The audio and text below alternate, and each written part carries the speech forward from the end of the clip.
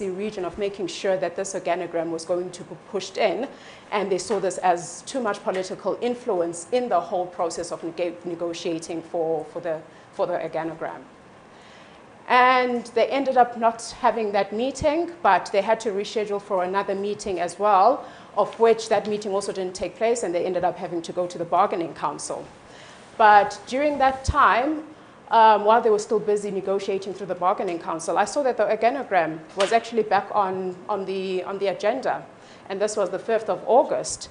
So it resurfaced, and it was quite surprisingly because I used to sit alone. Sometimes there would be just few journalists in the public gallery, but that day, the public gallery was full with ANC members wearing ANC T-shirts. Some were members also wearing their SAMU T-shirts. It was full, it was packed, and I could see from the whispers that the organogram is an issue. So you could see that the whole idea was around this organogram. And so the municipal manager presented the organogram in council. And this was the new organogram that they proposed, of which I really couldn't pick up really in terms of what was the difference between the previous one and this one when you look at the way in which it had been structured when it came to the numbers. They were not very specific of the number of employees that they would have to add, or even workers that they would have to lay off. So during that meeting, that organogram was totally rejected. And what was surprising is that it was not only rejected by the opposition parties, but it was rejected by ANC councillors. And they cited all sorts of issues that they had with the organogram. But what was more interesting was that there was just one councillor who actually stood up after the municipal manager had spoken, the mayor had spoken to try and convince councillors to have this organogram passed. One councillor just stood up and he spoke for about 10 minutes. And as he was speaking, everybody was just shouting, yeah, clapping their hands. It was like, okay, so it means that this whole organogram had been discussed somewhere. So these councillors really started to ask, what was the rush with this organogram? So when I had a conversation about the way in which the organogram was rejected, because clearly after that meeting, the organogram couldn't go through, and none of the ANC supporters, ANC councillors supported the mayoral executive committee. So I found that indeed there were parallel processes that were happening with regards to the organogram. So the organogram was being discussed in ANC regional meetings, where the mayor was being called in to continuously update them on how this process was unfolding. And the mayor even indicated that he was told by the REC officials that they want certain comrades to be employed in the municipality. And they brought in this list that they wanted the mayor to consider. But the mayor ended up getting into conflict with the REC because he totally refused to contribute that process. Tina, so can I now ask you for the next, because we've got about 5 minutes, yes, to just identify the key arguments you want to make? All right. Just use the 5 minutes. Okay. Just use the 5 minutes intelligently. I will get there. Yeah. This was also another insert from another interview that I had with the ANC councillors, who also corroborated the story that they saw that this organogram was being pushed by the ANC Regional Executive Committee. And coming to the conclusion, well, what I tried to do is just to complicate the implementation of the NDP. And by complicating it, by showing that local government continues to be a partisan local government sphere, and we need to take into consideration the power dynamics between the state actors with regards to the process of building state capacity through organizational structuring, professionalizing local government, to the introduction of a merit-based appointment system, and the continuous practices of protecting unskilled workers and redundant workers.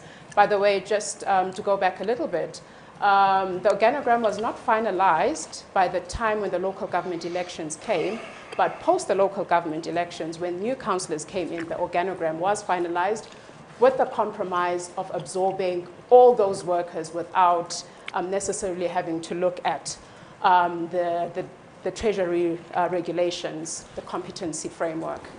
So here I'm just trying to show these contradictory practices of what the state projects itself and the actual practices that weaken the National Treasury's agenda of reducing the size of the state and the NDP agenda.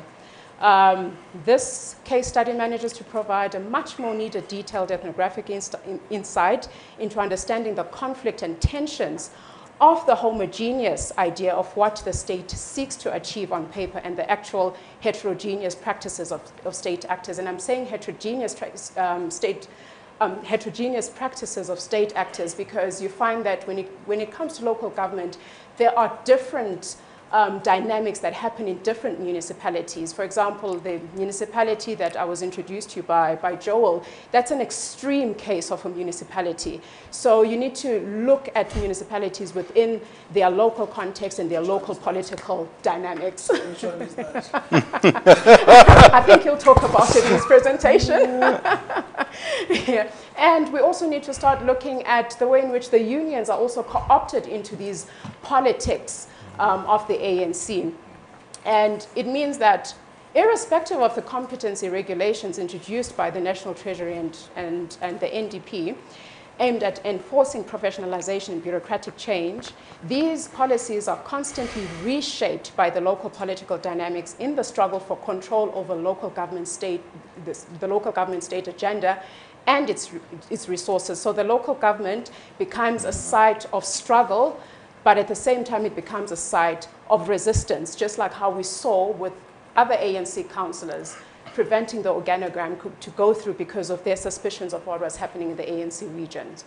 So as a result, the objective of building state capacity and the professionalization of the state is abandoned by the local government state, thus reproducing the decapitation of the developmental state agenda. That's where I am. Thanks.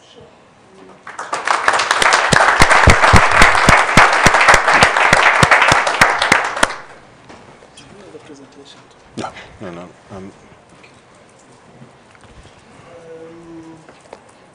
You need that.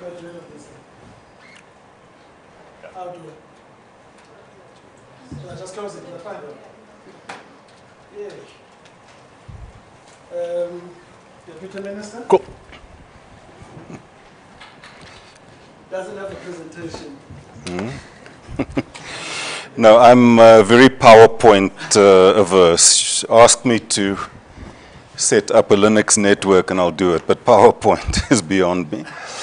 No, thank you very much, Program Director and fellow panelists. And just a great thanks to PARI, for organizing a very important and relevant and timeous conference and for inviting us to speak. The conference comes at a time when, as a nation, we're heeding the injunction by our former poet laureate, the late Professor Kiorapetsi Khositsile, in his poem Wounded Dreams. He says, "Together we can and must rehabilitate our wounded dreams to reclaim and nourish the song of the quality of our vibrant being as evidence of how it is to be alive, past any need for a single lie." When President Ramaphosa delivered the State of the Nation address in February of this year, he spoke of a new era of hope for the country and pledged to tackle corruption, unemployment, and inequality.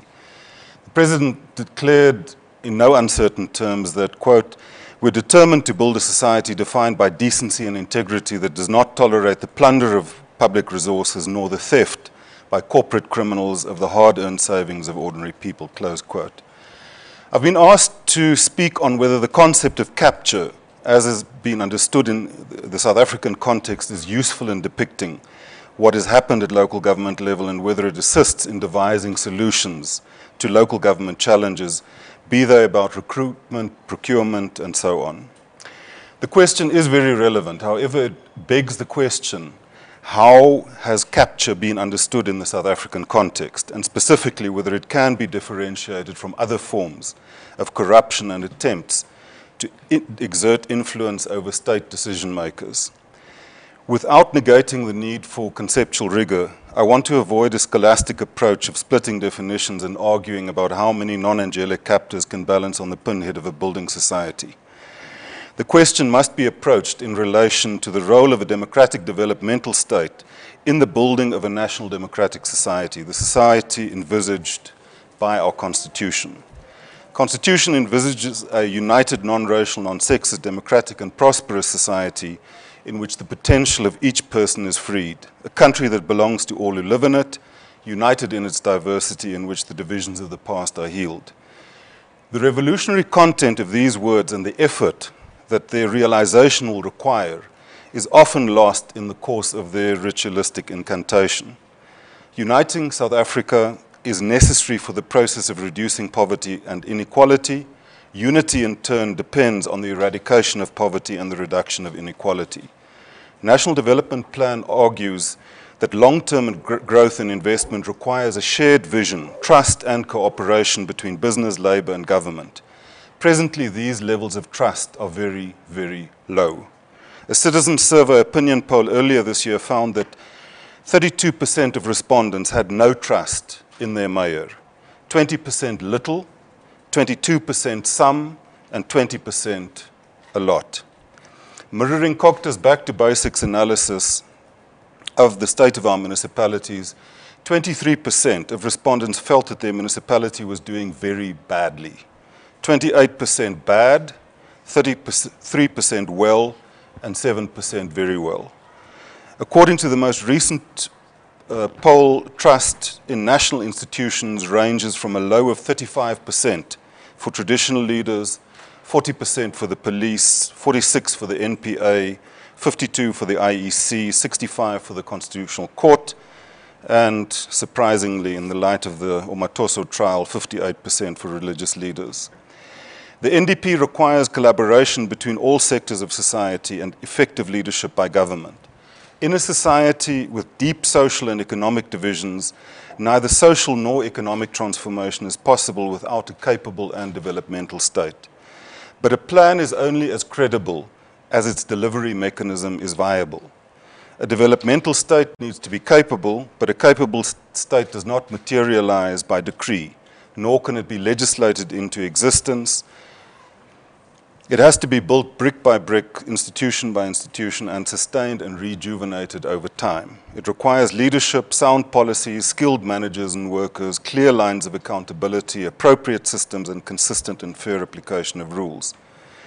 The successful implementation of the NDP requires strong leadership from government, business, and labor and civil society. South Africa needs leaders throughout society to work together. Given our country's divided past, leaders sometimes advocate positions that serve narrow, short-term interests at the expense of a broader long-term agenda. It's essential to break out of this cycle. It requires trust between major social partners.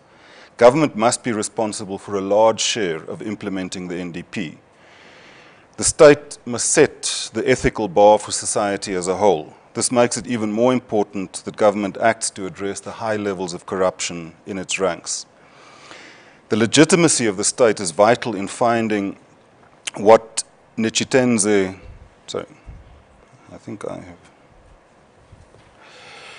Joel Nchitenze describes as the appropriate balance between embeddedness and autonomy, insulation and connectedness, attributes of developmental states that are critical to their ability to inject strategic vision within society as a whole.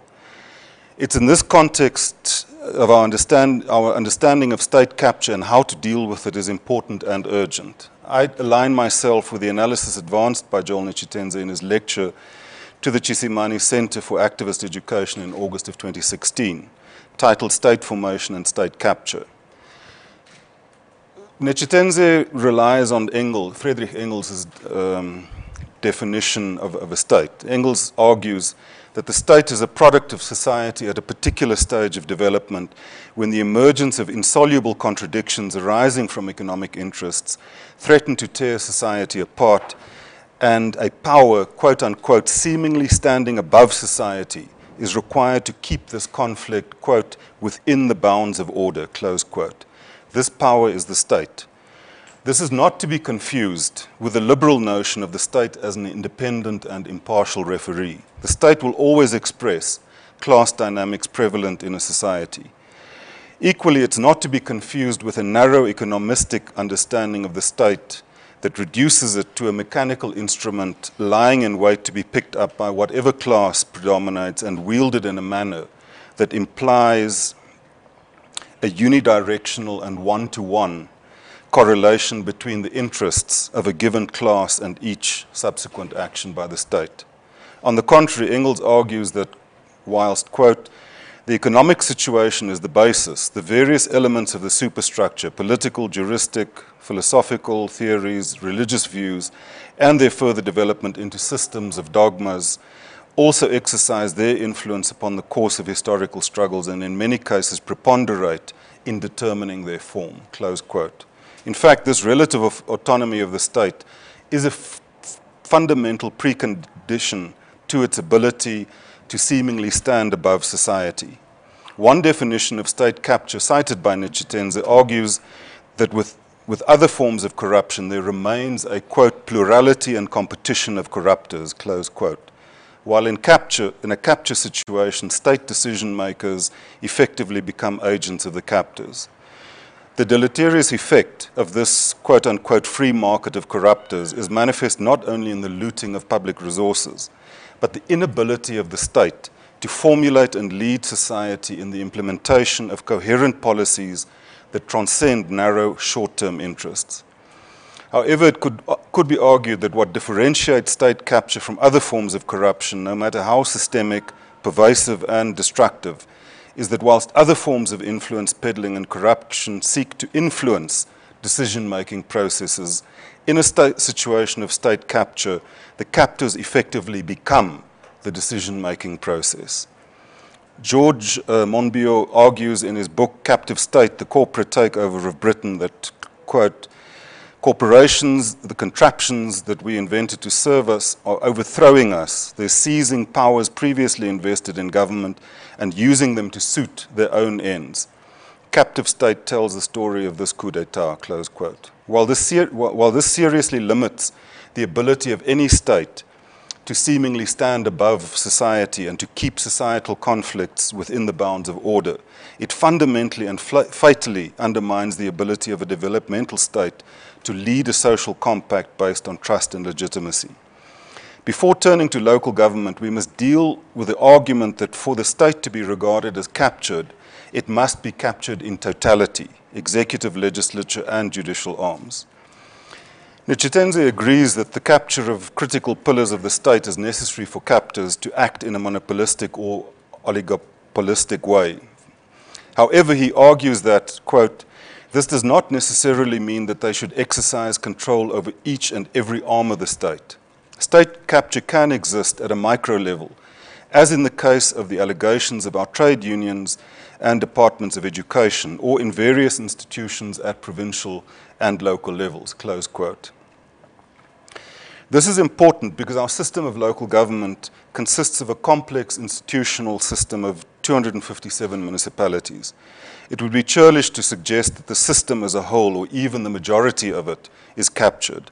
However, the differentiated analysis of state capture advanced by Nichtetenze is useful in informing a range of interventions to combat corruption and build developmental local government. The transformation of local government and improving municipal performance is a medium to long-term task. There are no quick fixes. The transformation of the 1,262 apartheid local entities, many of which were fundamentally corrupt, into a coherent system of constitutionally recognized and statutorily regulated wall-to-wall local government took a decade and was a major achievement, technically and politically.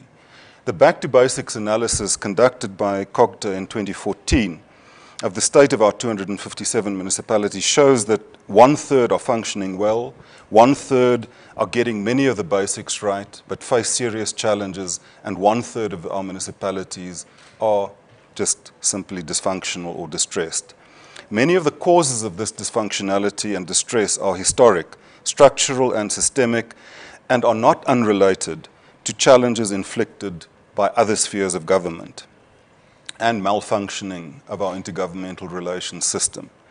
Global Insights points out that in 148 municipalities, or 70% of our municipalities, more than 50% of their household populations live below the upper poverty line, often mirroring the boundaries drawn by apartheid spatial planning. COCT has initiated a conversation on reviewing district, municipality, and local government wall-to-wall system. Questions to be asked are wall-to-wall municipalities the optimal model to serve the needs of the people? Do we need 44 district municipalities? What should their powers be? What should their relationship to locals be? Are the powers and functions of local municipalities commensurate with their capacity and configuration? Is the distribution of powers and functions amongst provincial and local government optimal, etc.? But there are also political and governance factors that, although not unrelated to these systemic issues, are nonetheless distinct and very, very problematic.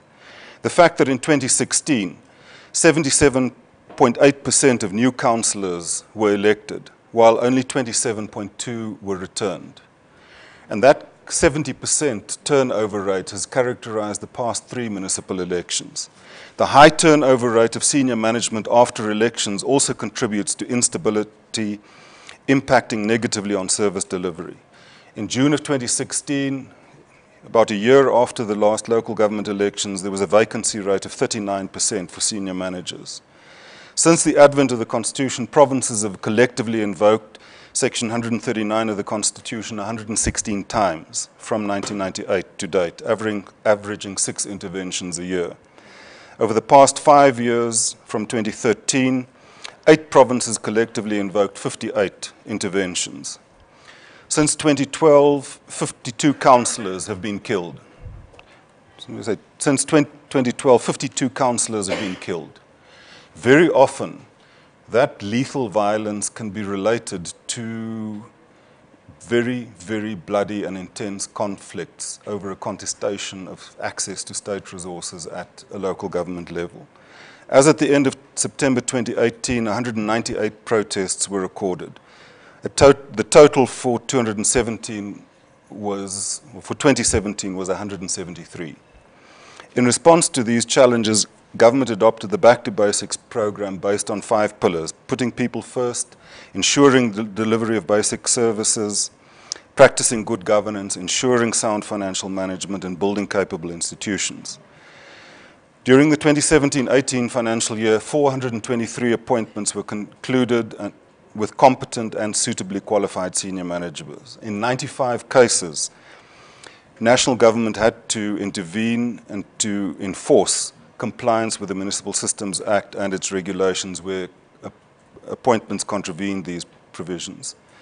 1,120 candidates were screened to check whether they appear on the record of officials who were dismissed or who resigned prior to the finalization of disciplinary proceedings. This database will ensure that no manager who is dishonorably discharged will be employed in any municipality in the country for a period of up to 10 years. Since the amendment of the Municipal Systems Act in 2011, a total of 1,651 municipal employees were dismissed for misconduct, 130 resigned prior to finalization of disciplinary proceedings. COCTA requests and analyzes all forensic investigations, monitors their implementation, and refers matters to law enforcement agencies. The Directorate for Priority Crimes Investigation, the Hawks, are investigating cases arising from these referrals. Out of the 311 cases, 98 are in court, 178 are under investigation, while 35 are considered finalized or withdrawn. We're working with the South African Reserve Bank and National Treasury to investigate and manage the consequences of the diversion of 1.6 billion rand from 15 municipalities to the VBS Mutual Bank in contravention of Treasury instructions. Even though there's an ongoing long-term improvement in municipal audit outcomes, we're still sitting with 27 municipalities getting repeat disclaimers. We've made it clear that these won't be tolerated, and we're piloting the insertion of clauses in contracts of municipal managers for them to be removed in the case of disclaimers. We're confident that the recent amendments to the Public Audit Act will ensure stronger action in the cases of transgression of audit regulations. The AG will now have the power to refer material irregularities to appropriate authorities to investigate. Another area of concern is the capacity of municipalities to spend their municipal infrastructure grants. Only 55 out of 257 municipalities have a qualified engineer heading their technical department. So for that reason, we've put together district support teams that we're deploying to 55 of the 87 priority district municipalities. The effects of corruption and state capture are particularly harmful to our attempts to manage urbanization and reverse apartheid spatial planning through the integrated urban development framework. The President has called for the formulation of social spatial compacts, bringing together government, business, labor, and civil society to help transform our urban spaces. However, the obstacles to such social spatial compacts are formidable. They're vividly illustrated in the excellent PARI publication, We Are Building a City, The Struggle for Self-Sufficiency in Lephalale Local Municipality by Musa Padi and Joel Pearson. They argue that the convergence of private land ownership patterns, weak municipal planning, and oversight capacity and jurisdictional limits imposed by intergovernmental relations has militated against the municipality's ability to transform segregated spatial patterns and to determine the shape of development in the area. Following his very insightful book, How to Steal a City, Dr. Crispian Olver has turned his attention to investigating the manipulation, if not capture, of land and development permission in municipalities. Tellingly, the City of Cape Town has refused him access to even basic documents. I want to argue that the capture of institutions in municipalities dealing with land and development permission hold the promise of far more treasures to loot than those dealing with supply chain management, and with consequences that will be even more devastating in the long term because they will literally be cast in concrete. Much of the role of local government in fighting corruption and building institutional capacity as a counterweight to corruption and state capture is important. However, the role of an active citizenry working with the developmental state is equally crucial. George Monbiot argues in Captive State that, quote, the struggle between people and corporations will be the defining battle of the 21st century. Democracy will survive only if the people rescue the state from its captivity, close quote. In conclusion, I leave you with the allegory with which Terry Eagleton ends his wonderful work on literary theory. He says, I quote, we know that the lion is stronger than the lion tamer. And so does the lion tamer. The problem is that the lion does not. Thank you. Mr. Pearson? I see Dr. Oliver is here. Indeed. Okay. Cool. Yeah, thanks very much. I think, like my previous panelists really set a nice framework for me to kind of complicate the way that we talk about local government. I've been doing research with a team in small municipalities in Limpopo, Mogalakwena, Lephalale. And I come at this from a perspective of a social historian, not a policy analyst. So hopefully that comes out trying to remind people that there are actually human beings in government institutions. Okay, I mean, I've tried to avoid the concept of state capture for a long time. This sort of forced me to think about how it may have been viewed from the perspective of local government. So we were doing archival and interview research for a long period of time in municipalities. And this was the same time that this growing outcry over Jacob Zuma's presidency was emerging. Rounds of purging, sham forensic investigations, a Stalingrad strategy of using legal processes endlessly, intelligence operatives lurking in the background, securitization of public institutions, white shirts in parliament, and siphoning of public funds. All of these things brought this fixation on the Zupta network, right? But many of these dynamics there were strong parallels with what we had been seeing in municipalities. And those parallels weren't lost on the people that we were interviewing. Actually, sitting in the offices, you realize that of these small town municipalities, you realize that what happens in the central state is not some distant happening. inflects their day-to-day lives.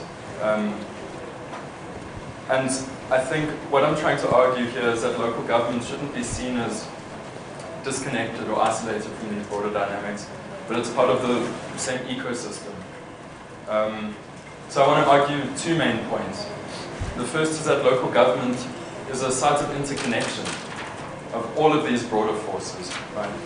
And secondly, and as a result of that interconnection, we need to look at local government differently. We need a different scale of analysis. And the second is that we can see motifs in local government of a broader pattern of the way that our state generally operates. And then finally, if there's time, I want to talk about the need for more historical research on local government. Okay, so the vision we often have of municipalities, especially in these far-flung rural areas, is that the problems are kind of their own making. The individualized corruption of politicians and administrators, lack of skills, crisis in leadership, and so on. And often that's reinforced by the way we talk about different levels of the state. And obviously, you know, there's a constitutional protection for local government autonomy. So there's an understanding of levels. And it's a sphere, not a tier. But we argue that in some ways, that isolates dynamics of a much broader provenance. Municipalities shouldn't be considered in parochial terms, but rather they're a theatre in which a wide array of actors from well beyond the municipality's walls come to converge on specific administrative processes. So Joel Hart, in her conceptualization of the local, I think captures this well. When she talks about the local isn't just a zone of impact for decisions made elsewhere, but actually they're integrally connected in shaping those broader dynamics. I'll try and bring that into more empirical detail. So, of course, some of these interconnections are brought through the nature of our intergovernmental system of cooperative governance, right? Institutions, government institutions have overlapping formal jurisdictions, and that in itself is a source of challenge, as the Deputy Minister mentioned. But above those intergovernmental relations, there's a host of informal processes that have become de facto modes of local governance. In fact, I struggle calling them informal. So I'll use one case study that we had, and I think it brings it out neatly as Dr. Nzor mentioned, an extreme case of Mohalakwena local municipality. So the municipality made headlines when a mayor who had been expelled by council forcibly returned to the municipality alongside bodyguards and police. Tear gas and rubber bullets were fired in the precinct, cleared the building, and staff remained off the premises for the next 2 months, gathering in the library. So national media grabbed onto this, and headlines like "Mayor with 27 bodyguards stages a coup," and it was generally kind of caricatured as another example of local government excess. You know? Mm-hmm. But what we found was that this event had much deeper roots, and it signaled a kind of combination of years-long battles to remove a municipal manager who had been appointed in 2009. Over many years, the council and administration had become split between these two actors, the mayor and the municipal manager. But these divisions we worked out were actually tied to much broader divisions. First of all, in the Waterberg region of the ANC and the province. So the municipal manager had been deployed by Castle Matale, who was premier and ANC chairperson at the time. But that had been done against the wishes of the regional ANC, who insisted that they had the right to select the municipal manager. When Matale, so there was long-standing animosity in the building. But when Matale was purged by Zuma in 2013, attempts to remove the municipal manager just stepped into high gear, right? So, as one councillor puts it, the removal of Matale set the cat amongst the pigeons in Mohalakwena. There were attempts to get rid of him through secretly authored reports were preferred in council, attempts to suspend him, and the municipal manager in turn dug into his position as municipal manager, digging into municipal resources to protect himself, essentially. He launched a number of court cases, which dragged on for years without resolution. He hired forensic auditors to investigate his opponents, and he launched disciplinary processes against them. Eventually, bouncers started attending council meetings and kicking people out. At one point, the municipal precinct became a kind of island. So there were two councils. One of the mayor, who were reporting to a hotel, and the other, those supporting the municipal manager. And the ANC caucus was split in two. Security companies were hired by the municipal manager to prevent access. So it was literally this island, with the municipal manager demanding or appealing to municipal autonomy, and the mayor's grouping appealing to ANC prerogatives. Right? So I think this is the point, is in that a range of actors from party and state came to intervene to try and fix the situation. But in the end, it brought it to a kind of breaking point. And it was the MEC of Coxter who eventually authorized this kind of forceful return by the mayor. Okay, I can say more about that. We've written about it, but I think the point is that there was community protest over this issue. Rumors swirled actually that the municipal manager had been funding one of the community organizations to launch court cases on his behalf. The taxi industry was intimately connected in supplying security services. Anyway, overall, this situation brought together showed us that what was producing this situation was not simply the doing of local administrators or politicians. Actually, there were so many actors involved. Okay. So there were some particularly local dimensions to these struggles, but they were channeled through structures and instruments which exceeded the local. And that means we need a different level of analysis for understanding what's going on here. I want to offer one particular level, I think, which escapes attention, and that's a regional analysis. So much of the interconnection I've been speaking of comes through structures of the party. So given the ANC's history as a mass-based party, local structures, local branches are directly involved in elections for top party positions. The local is thus tied into national processes through party structures. In some senses, this means that the idea of a local politician is something of a misnomer. They're always involved in broader networks, if to varying degrees. But the ANC region is a key structure of confluence for a lot of branch-level politics. Tina mentioned the region's role in the organogram dispute. So Limpopo is divided into 5 regions of the ANC, which preside over branch elections, but they also have their own elections every 3 years, which are generally really contested.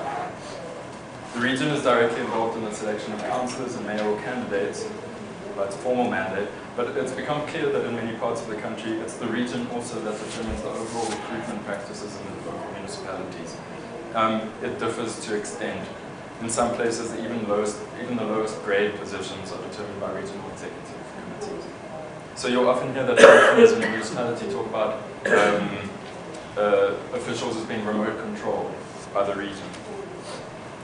They exercise significant discretion over the distribution of tender opportunities in municipalities. There's an understanding that a fee will be paid to the region or for a contract. That's become an area of significant dispute, with many failing to pocketing them. But so partly the disputes in Mogalakwena stemmed from the region having been sidelined in the municipal managers. And we saw numerous appearances by the regional secretary throughout this process, and he issued letters of demand. The position of regional secretary is probably the most powerful. In his book, Chris Bianova pointed to a running joke that the regional secretary has 2 files under his arm. one with the collection of municipal tenders and the other with job vacancies in the municipality. He also oversees the vetting processes of branch nominations during elections, and it's often when these lists pass up that various manipulations are said to take place. So the regions themselves are becoming immensely powerful actors with considerable sway over provincial leaders. But they're also sites of intense competition. And so what we found in Mogalakwena was that they couldn't, wasn't enough of unity in amongst regional politicians to hold an election. They kept being postponed, derailed, and that directly affected recruitment procedures in the municipality because they had 6 vacancies. And that we were told they're waiting for the regional conference to happen. Once the regional executive is elected, then they'll tell us who to appoint in our top 6, in our 6 management positions. It's interesting, I think this rise of the regions needs to be historicized, and it's something that I've only just begun. But I read in 94, Friedman and a group of people predicted that it would actually be ANC regional politicians who would be the most decisive driving force behind devolution to regional levels. And I think we need to start thinking about that level. I think also this that scale of analysis of the region could be fruitfully applied to the VBS saga, which we can get into. But I think there's regional dynamics. Okay, the second part, so that was the first part, that we need to think on a different scale. How many parts do you have? I mean, I've got 7 minutes.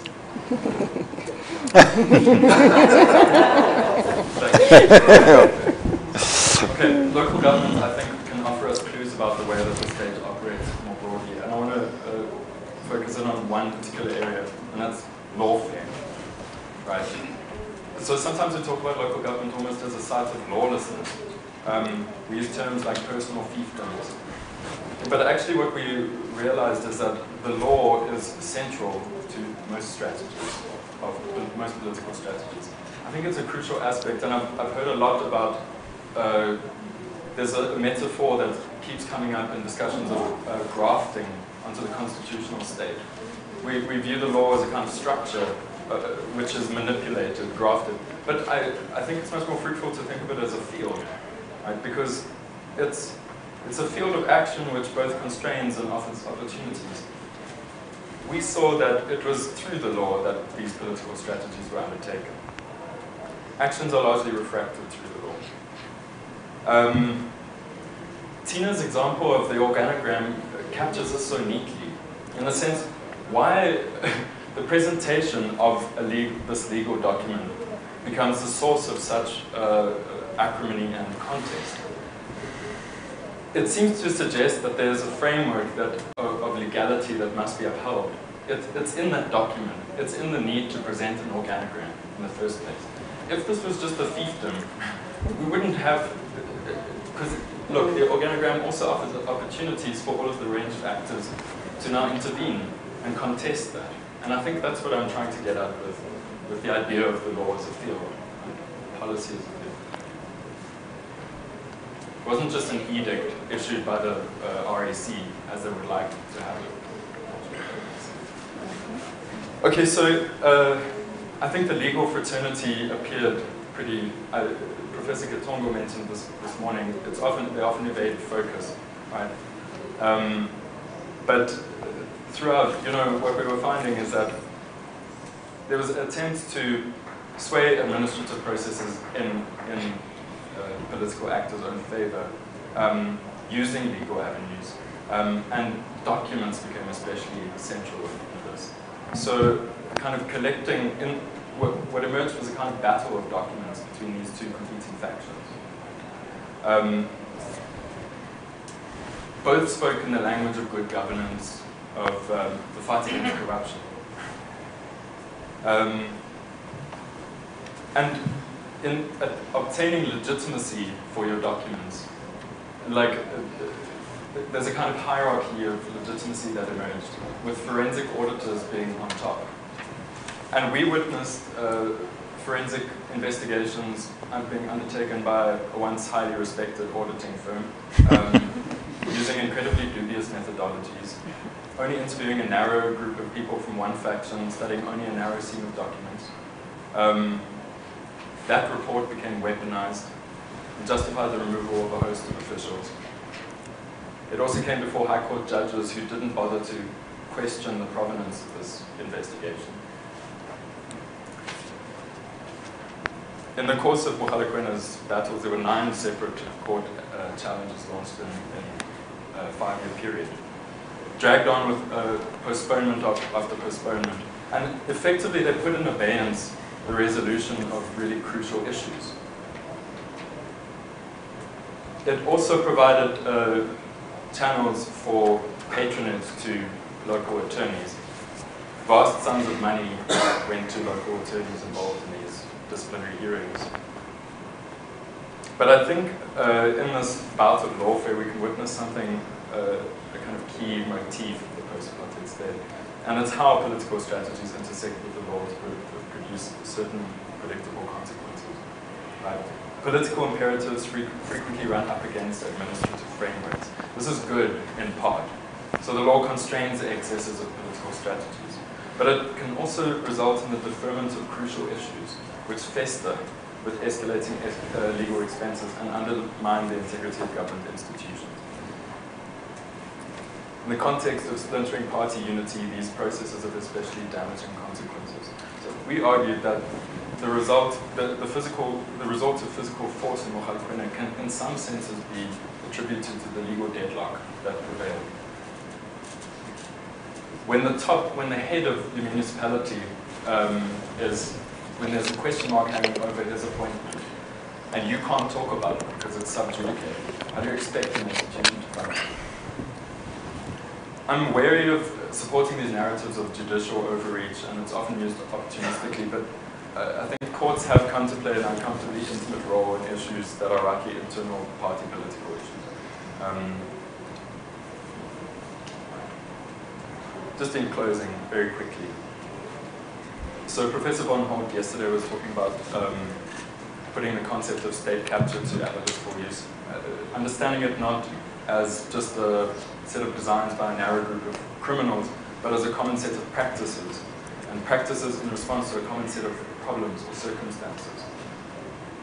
They forcibly removed communities and paid 5,000 rand for each of their class.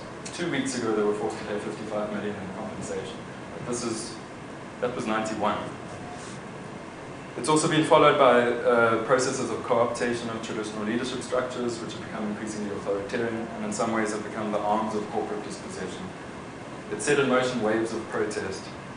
And the municipality operates in this environment, while receiving very little direct benefit from the mine itself. I mean, I would agree with Engels, and considering when we talk about rising above the state, I think the local municipality stands on the sidelines and hopes for scraps. We can't understand what goes on in the municipality outside of these dynamics. And the perpetuation of apartheid-era patterns of economic dislocation has meant that municipalities become key centers for rent seeking. And these strategies are generally short-lived given the intensity of competition, and those turfed out with each turn of the factional wheel often return to a life of poverty. As Professor von Holt argued, patterns of capture can be explained in terms of a counter-movement against this, denationalization of capital. So to understand the failures of local government, we also need to understand the political economy of the context in which these municipalities are embedded. And that means we need much more careful local histories. Thanks.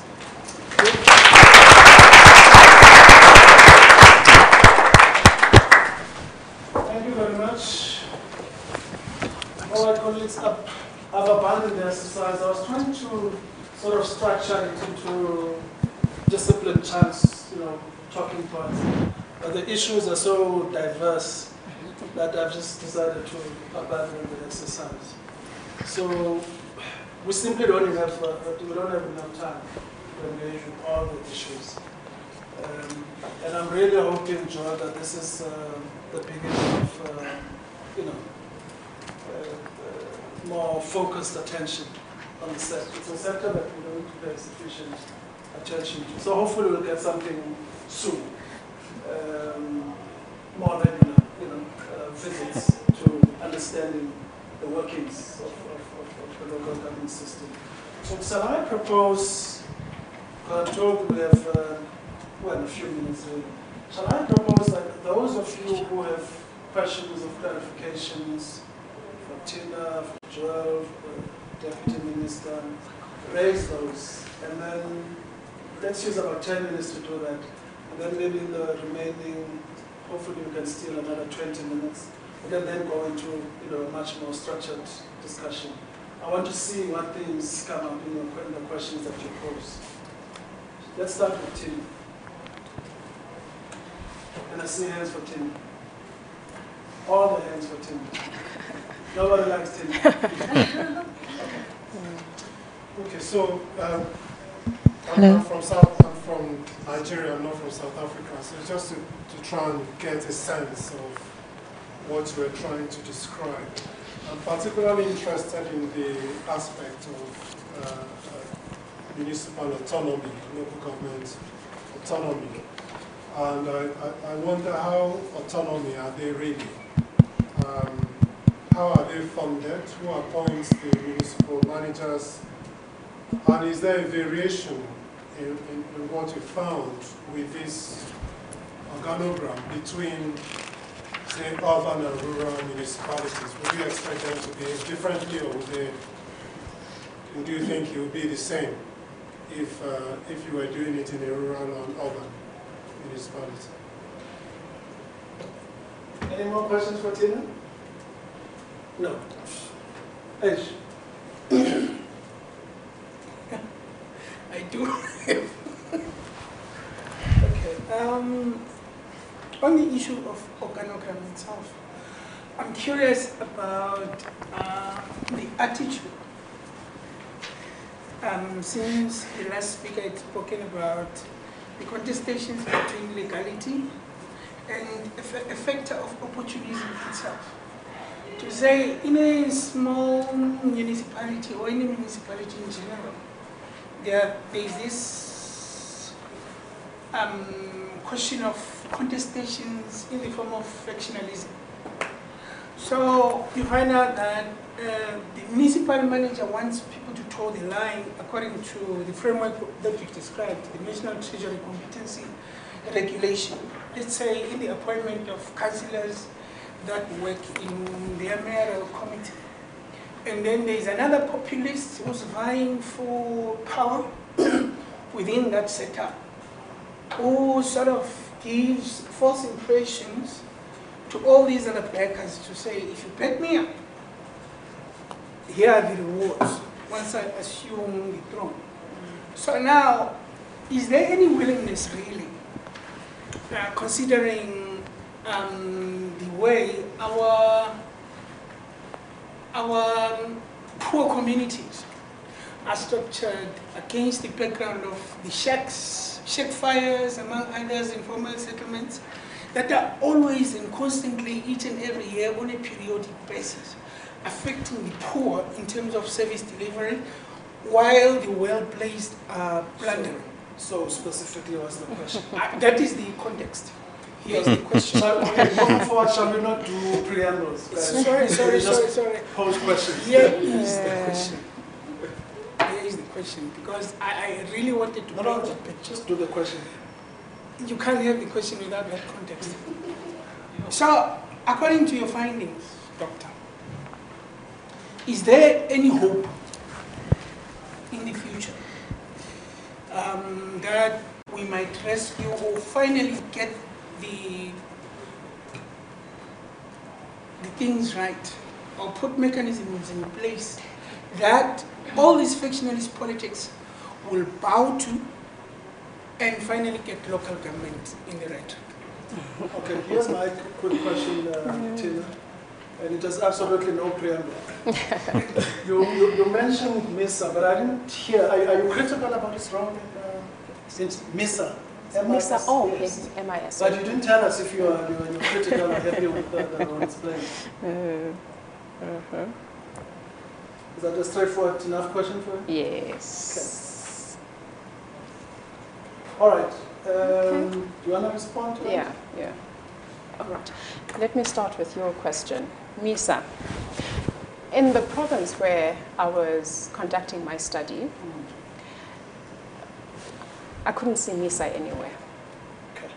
I couldn't see MISA anywhere, and it actually goes into the kind of argument that I'm also trying to raise about the professionalization or professional fixing of local government, where we think that we're going to fix local government through the deployment of competent experts, engineers, town planners, etc., where the space or the environment in which local government operates is highly partisan, it's highly political, and you find that you are sending these professionals and experts into that very hostile political environment to carry out their duties when their duties are dependent on the political, not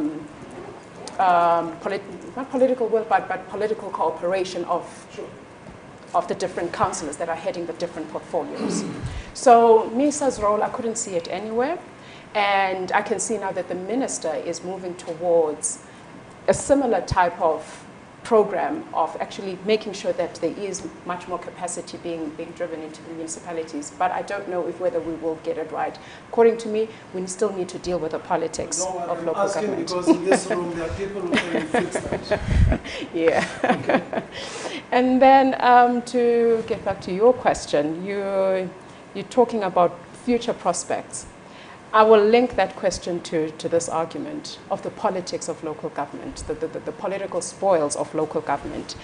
And these political spoils, they're tied into the power contestations. For example, I didn't mention that the previous speaker, who was appointed as the current mayor, he was the one who was being backed up by a small faction in the municipal council. And by the way, the previous speaker was also the regional chairperson. So you understand why he was being backed up by a small group of councillors to make sure that the organogram does proceed. But when the local government elections finally came through and he was appointed as the mayor, the organogram was passed.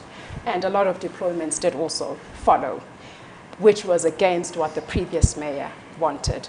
So there are these power dynamics that are along these factional lines, but at the same time, I'm also raising the issue of internal resistance that you see emerging, because we always think as ANC councils as this cohesive group of representatives who would go into council from caucus with a unanimous decision. But you find that even in caucus, there are many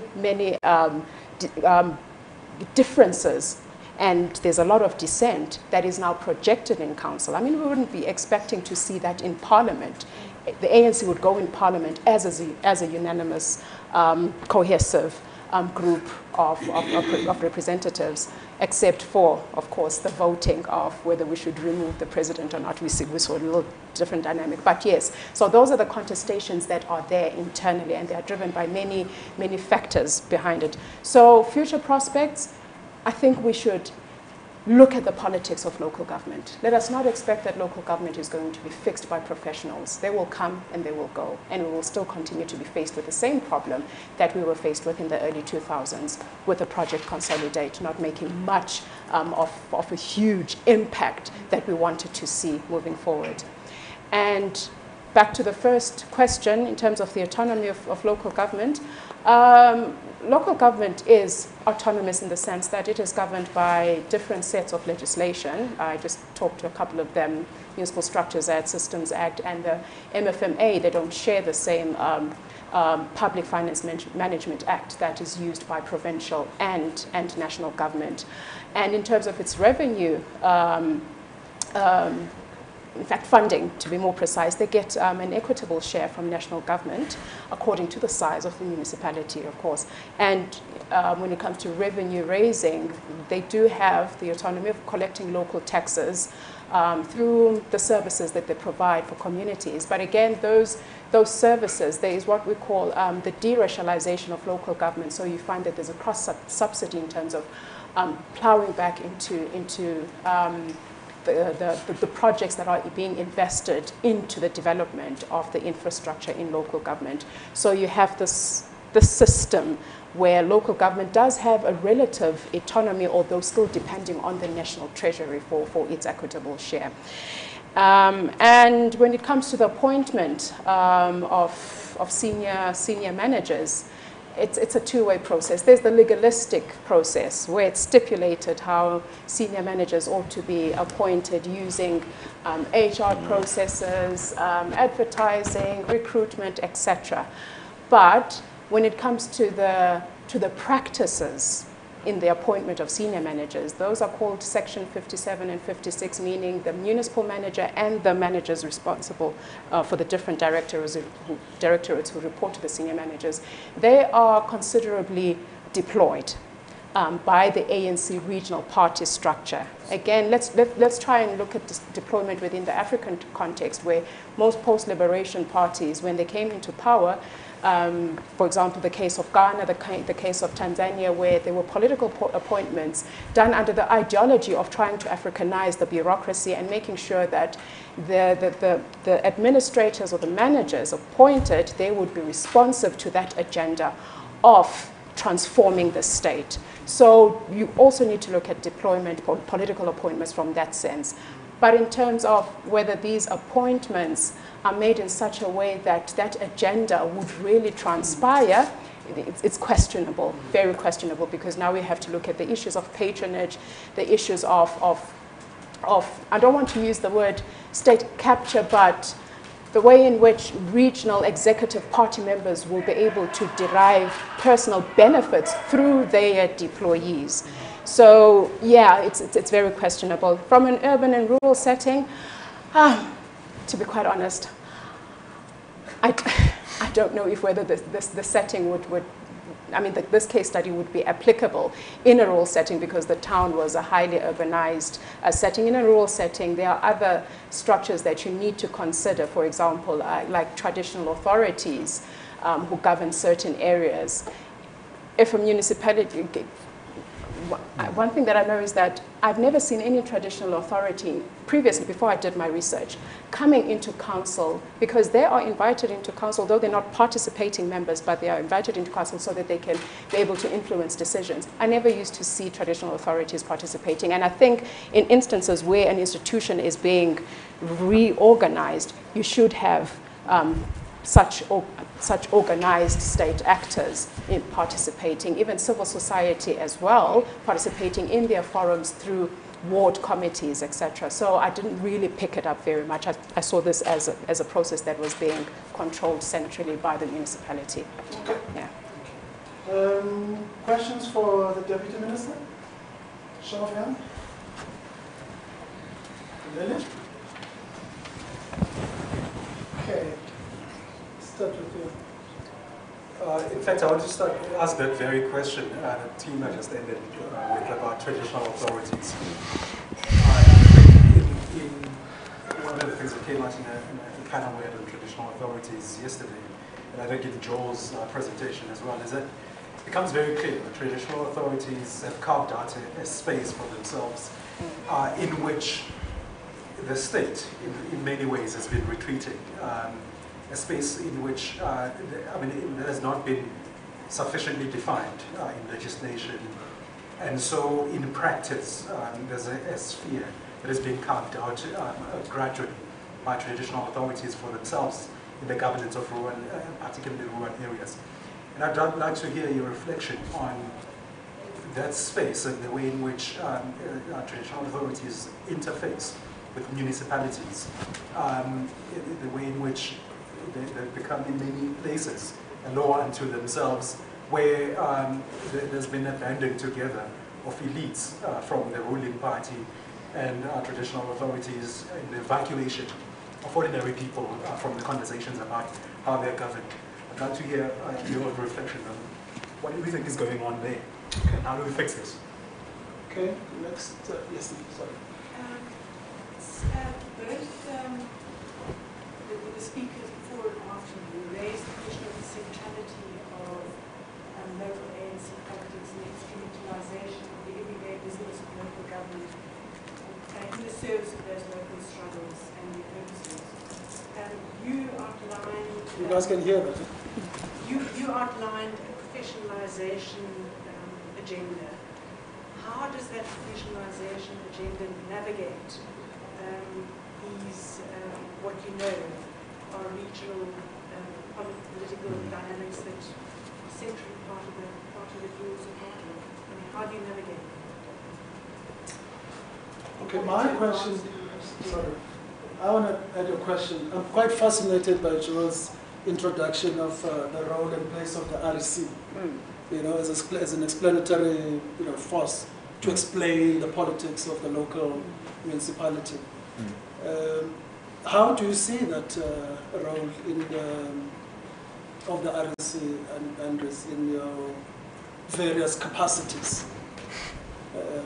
both in state and party?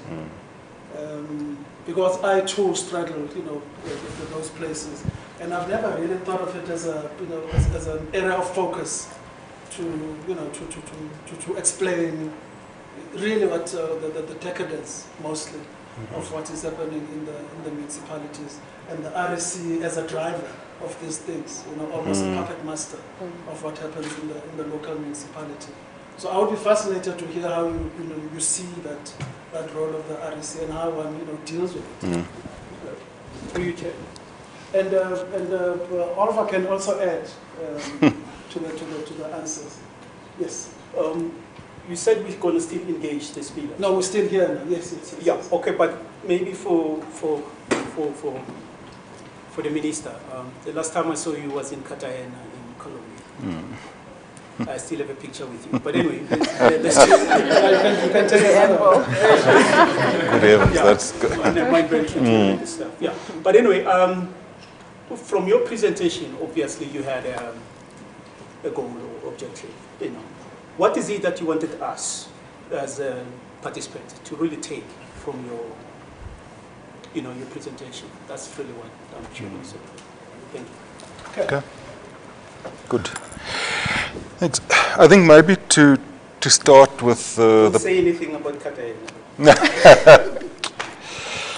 Now, maybe to start with the second and the third questions on local ANC politics, professionalization, role of the REC, because I think they're absolutely intertwined. And maybe in the course of that, I'll also touch upon on question 4 about what it is that I was wanting you to take away. I think first of all, I was asked really to speak more from a government point of view, and being the obedient public office bearer that I am, I complied. But I mean, it's very clear, even in our approach in COGTA, we're very, very mindful of that. And all of our experience in working with dysfunctional municipalities, in making interventions, has taught us that if you don't have a coordinated governmental technical intervention that with a party political intervention, the two are not, neither of the two are going to go anywhere. You go there to try and solve party political organizational problems.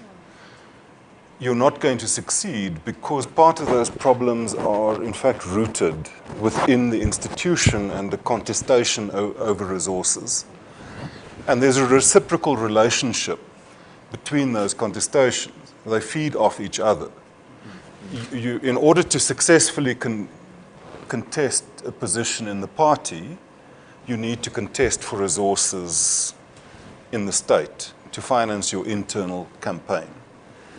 Having ascended to power in the party, you are then able to further access resources. But in order to stay there, you've got to continue extracting those resources in order to consolidate your position in the party. And so the two things feed off of each other.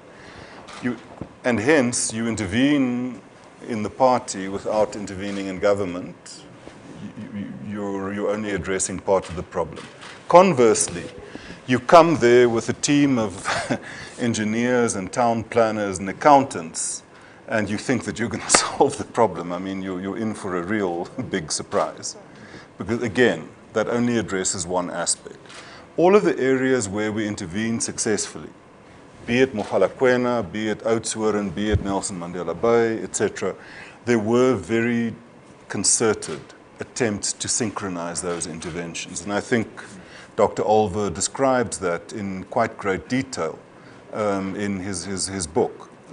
Yes, he was sent there by COGTA in a governmental capacity, but at the same time, he was sent there as part of an ANC intervention team. And so there were those synergies in the two strands of the intervention. I mean, coming to the REC, I mean, yeah, I speak here as the first regional secretary of the ANC Tshwane region, and in the audience is my comrade Mike Siluane, who I think followed me soon after me as the regional secretary. So you have two regional secretaries experience to draw upon. Look, well, a number of points, maybe not as systematic as I would want to make them. The first is that I think one needs to go back to the ANC post-unbanning, when it was re-establishing structures within the country. At that point, I mean, the ANC was building very much on the basis of the structures that had been established by the UDF, the Mass Democratic Movement. ANC branches really encompassed communities. I mean, I was the chair and later the secretary of the ANC Pretoria Central Branch. It covered basically the whole of Central Part. You had massive branches, Tembisa, Thokoza, 10, 20,000 members. There was no real guideline as to how to demarcate. And in the run-up to the 1997 conference, it was felt that, look, we've just adopted a constitution. That constitution makes provision for wall-to-wall municipalities. We have our provinces in place. And the feeling was that the ANC, in order to give direction and guidance to processes in government, should align itself organizationally, structurally, to those governmental boundaries. So ANC provinces assume boundaries of provinces, regions assume the boundaries of either local municipalities or metros, district municipalities or metros. You know, locals become zones, and branches become aligned to wards. And I mean, it's not a bad theory, but it does carry with it a whole number of challenges. I mean, firstly, the direct correlation of party and state demarcations, plays itself out in particular ways that they don't have to be bad, but they do carry risks. Secondly, I mean, in a broader sense, what you also see over time is around 1997, an ANC that at a national level is very strong, very coherent, and there's no doubt about the relationship between, you know, the national leadership and local leadership, or the center and the periphery, if you want to use those terms, as problematic as they are. But I think over time, I mean, what has happened is that in each of those different centers, people have built their own power bases and, I mean, ensconced them. And over time, the relationship between the center and the periphery has shifted. And I think it relates to a point that you made, that those things are not to be seen in isolation from each other. I mean, in many ways, they also constitute value chains, networks. if I'm aspiring for national office, I can't get there without the support of provinces. Those provinces in turn can't be there without the support of regions. They can't, the regions can't be there without the support of branches. And within those chains, I mean, those networks are built and they're contested and they play out in different ways. And it's a complex politics. So maybe then to come to the traditional authorities. I mean, I think again, the traditional authorities themselves, just like the municipalities, are not static.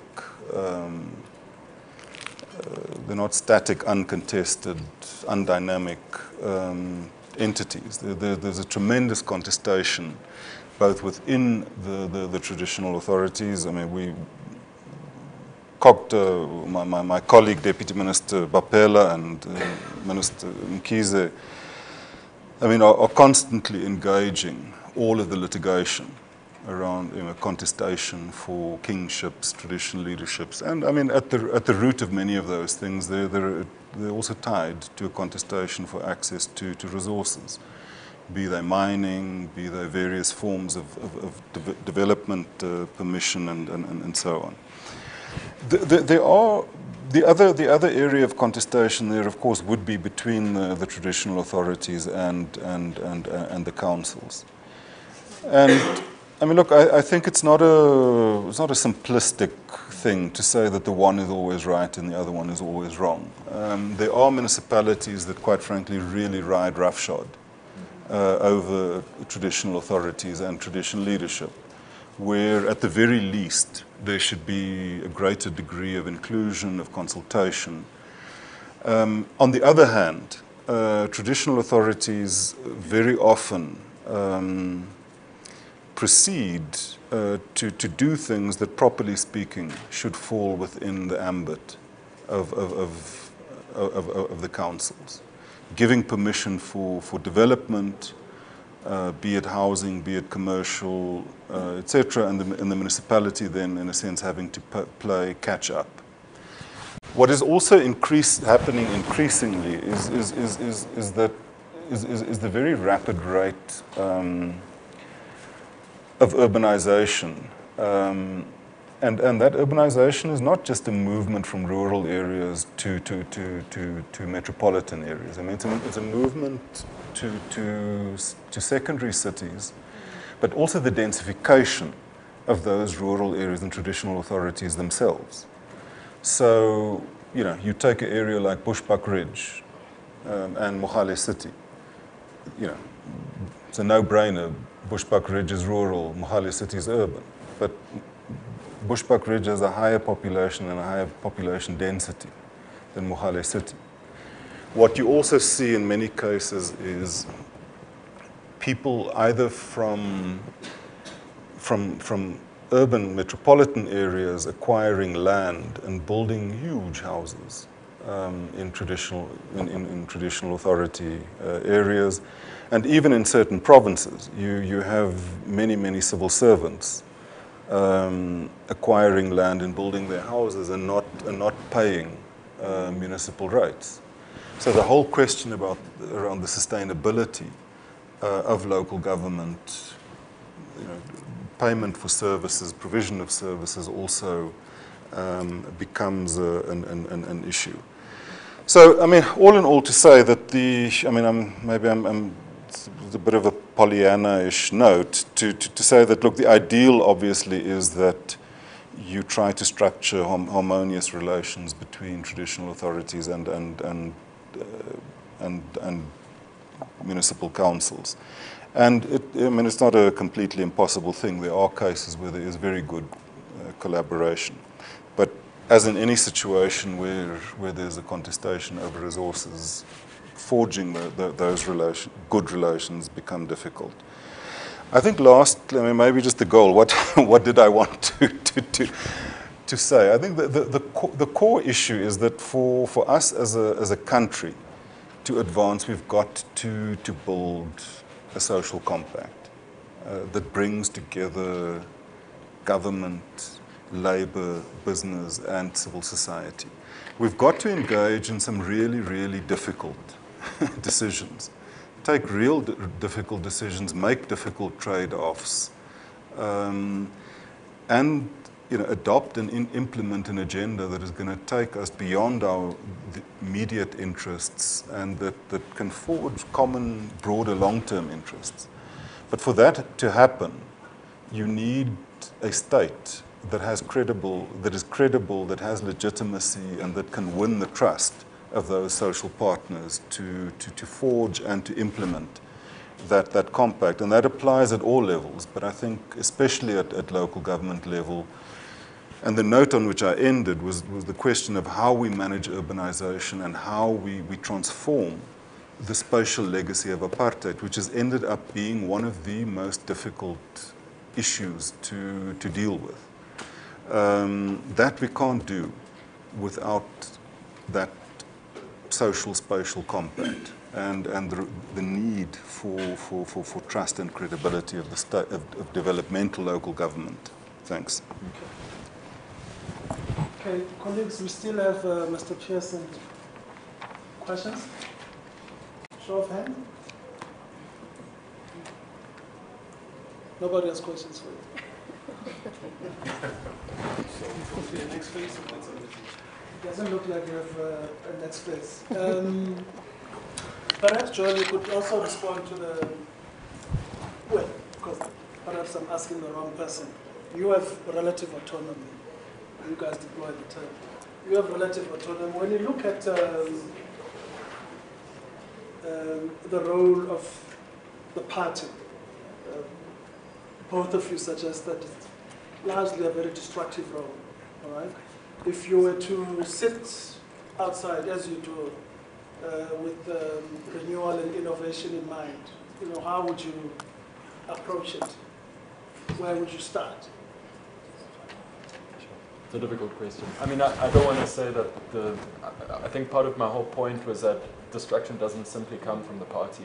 In some senses, it comes from this almost irreconcilable logics that sometimes emerge between the administrative framework and political imperatives.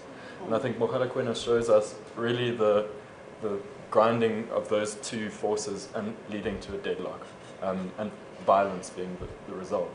So I think in many senses we have to be much more circumspect about how we're talking about this. It's sort of what I was talking about with the law, as not being something. We have to question the holy cows of kind of our constitutional settlement, what governs our municipalities, and stop deflecting all of the blame onto party processes, which may be functional in certain senses. So, I mean, if we look at from a regional perspective, and it's a controversial argument. But you're outside, you're allowed to. But maybe this is the site that we should be thinking about as being bestowed with greater power, greater real power, as a center of, yeah. I think we need to be much more honest about corruption and its role in elite formation, with what Calvin Holt was talking about yesterday. That it definitely plays a function, and that maybe, in Uganda they have your safari. The safari is added as the third item on a bill. It's a recognition that a certain amount of money will go towards political functionaries. Maybe we need to be upfront about the reality that this is happening, and regulate it. Maybe there needs to be 10%. But I think my whole point is just that frequently the blame is cast on individual corrupt councillors, but there's a framework here that people are dealing with and are often led into impossible situations where the moral decision isn't necessarily to follow the law. Okay, so institutional arrangements. Is there a case to be made for focused attention on institutional arrangements? And related to that, are we doing enough institution building? Because institutions and their arrangements are just structures. What gives them life is the activities of human beings with vested interests. So is there sufficient attention there? Is there scope for us to reimagine institutional arrangements at local level? I mean, I think that's the point, is that contrasting an institution with an organization. So an organization is a collection of various individuals who, with varying degrees of institutionalization. Institution is a set of repetitive practices which become, which make action predictable, which make cost analysis predictable in a decision, in any decision. So what we're having in municipalities is a lack of institutionalization in a sense. But there are institutions, right? The regional executive committee and the institution of deployment, understanding this as something which is regarded as a de facto reality for many. It's the way things operate. It's an institution, in a sense. That institution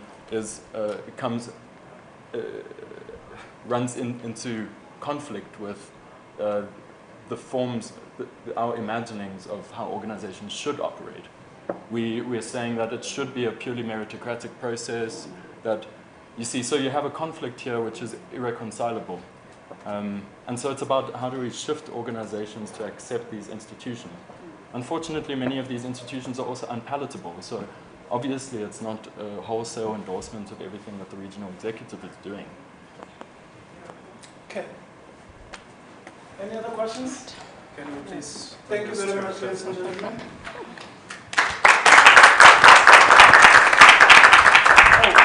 And thank you. Thank you. Thank you. Thank you. Okay. Interesting conversation. Thanks. Yeah. Thank Thanks you a very lot. much. All right. So you're a regional politician. I was a long time ago. It's working. No, I was the first regional secretary of the ANC, but that was like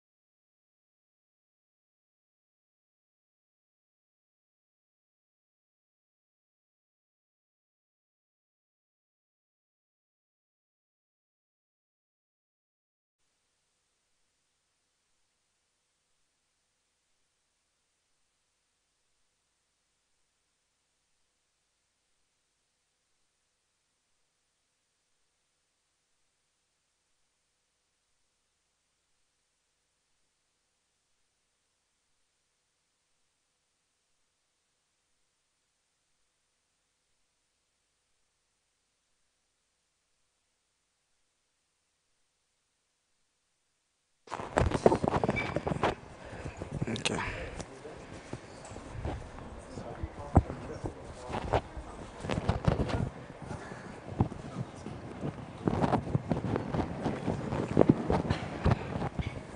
Are the presentations on the laptop? Not sure. Who is in charge of the presentation?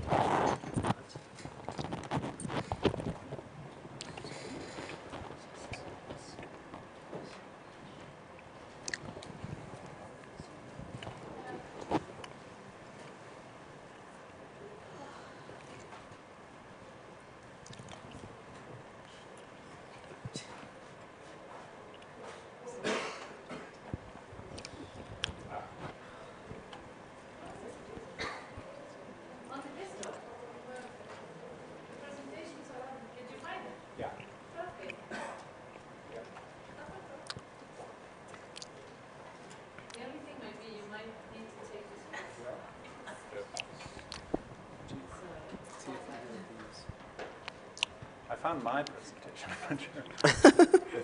Do you have No, I don't. No, I don't. Nice to meet Hi. you, Florencia. Look on. Nice to meet you, Florencia. You don't Finally. either. No. You can do whatever I'm sorted. You can do whatever order you want. Sorry, just need to search. Oh, you. Okay. Yeah, no, there was only one, as far as I know, Tracy. Okay, I just thought maybe you want to turn this thing off so you can see. I'm going to ask, can we turn this down? 20 minutes. I'll wait for you. Good afternoon, everyone. Let's get 20 started. minutes. I'm Tracy Ledger. I'm the chair of this session. And in this session, we're going to be having a look at oversight institutions and state accountability. We've got 3 papers presented. Each of them are taking an alternative look at accountability, both in terms of where we locate accountability, looking at the multiple locations of accountability, and how we might go about improving governance outcomes by improving accountability. We're going to start with Professor Jonathan Farren, who is from WISER and WITS. His paper focuses on civil society mobilization against state capture, using the lens of legal mobilization theory to explore the nature of counterpower in South Africa. To you. Okay. Great. Thank you very much.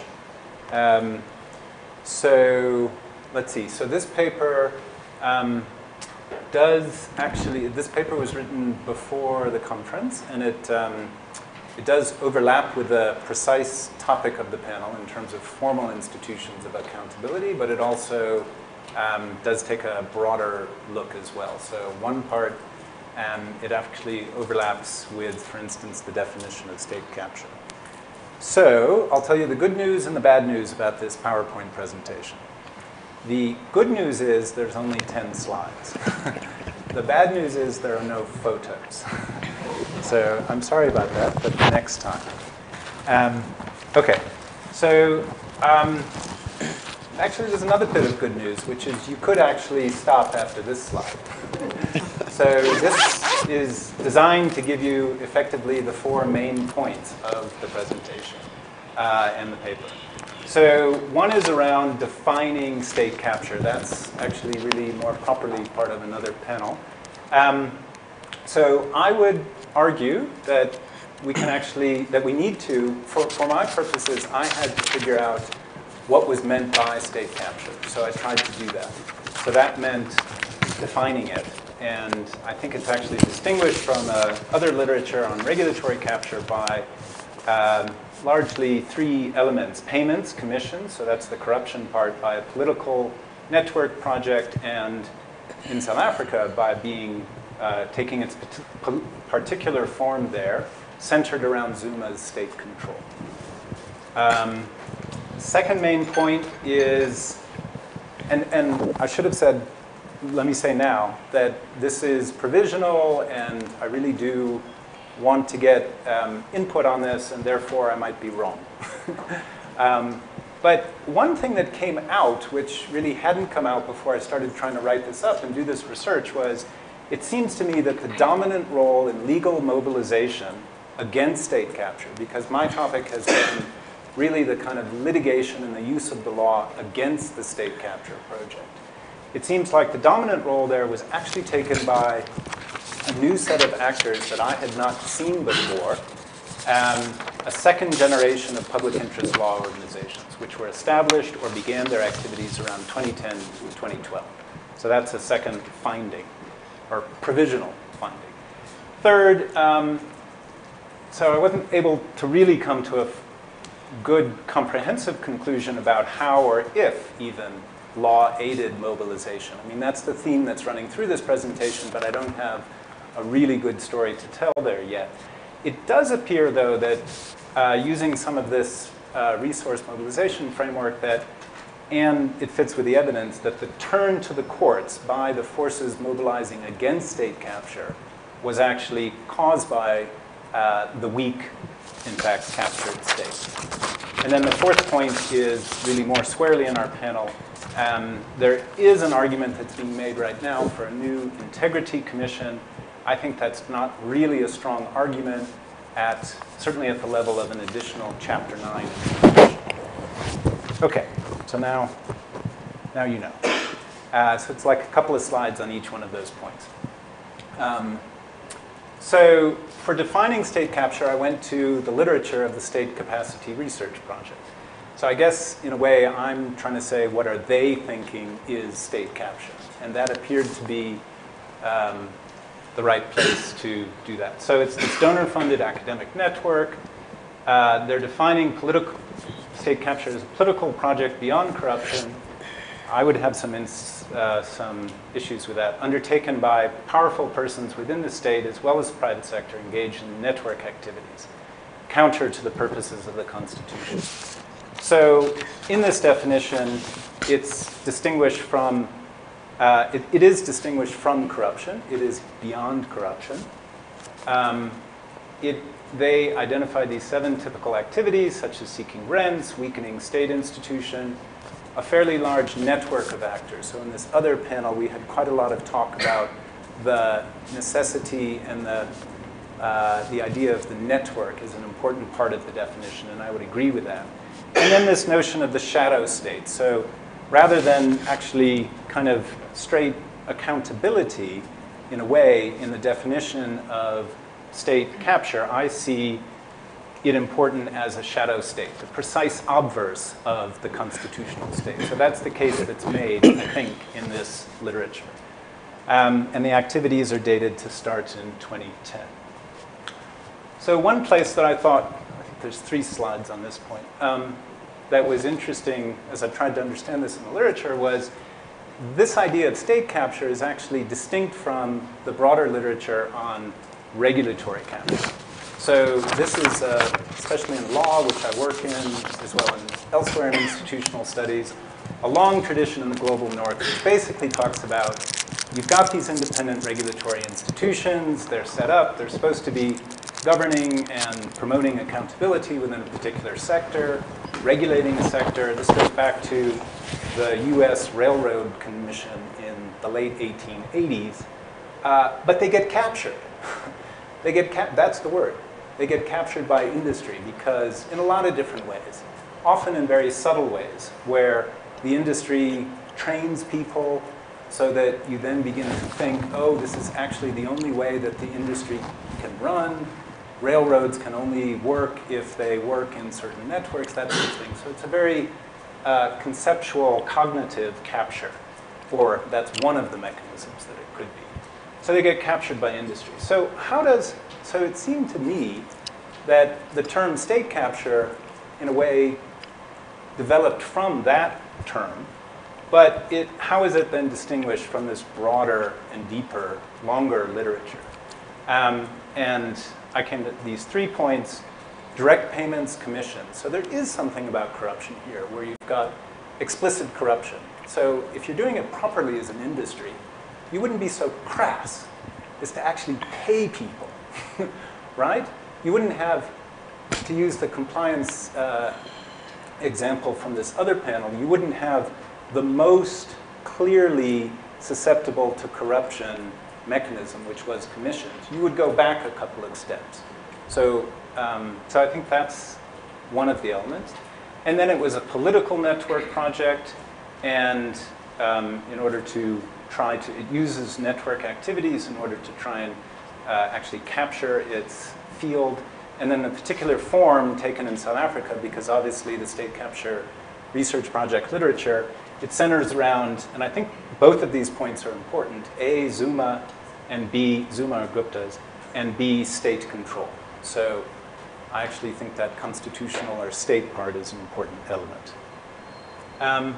Okay, so that's the first main point. Second one is then this point about the mobilization against state capture, which is really where I started this project. Very interesting that the membership of the civil society mobilizing against state capture is fairly broad. It includes business in this coalition. It's embracing a strong public service as a theme. I think it's fair to say, but again, I put this out here tentatively, that for the established public law, interest law organizations, generally muted here. So these are the first generation of public interest law organizations. Think Legal Resources Center, think Center for Applied Legal Studies, think Lawyers for Human Rights, and others. Those three in particular were established in the late 1970s, but a whole another raft in post-apartheid. I'm terming them all the first generation. They've generally got a social economic rights agenda and aligned with empowerment strategies, pro-poor policies. They were certainly some part of this coalition, but I think they were generally muted, and I'll come more to that. We've got some opposition party organizations, and then this is what I want to talk about. I think we had this new wave of organizations. And when I looked back, I found that their dates of founding were 2010 to 2012. Either founding or actually starting activities, as in starting litigation activities. Now, what I don't know here is the kind of relationship between the protest and the activities of these organizations. Although I think it will be interesting to look at some of the, what you might think about as the early protests. So this is the Save SA, that protest that was termed a middle class protest. I know it was middle class because I was there. It was an early one after the firing of Finance Minister Nene. So that's, more needs to be looked at. So how did I get into this? I tried to look at what were the instances of litigation against state capture. So the State Capacity Research Project literature makes the point, makes the claim that legal mobilization was one of the important forms of mobilization against state capture.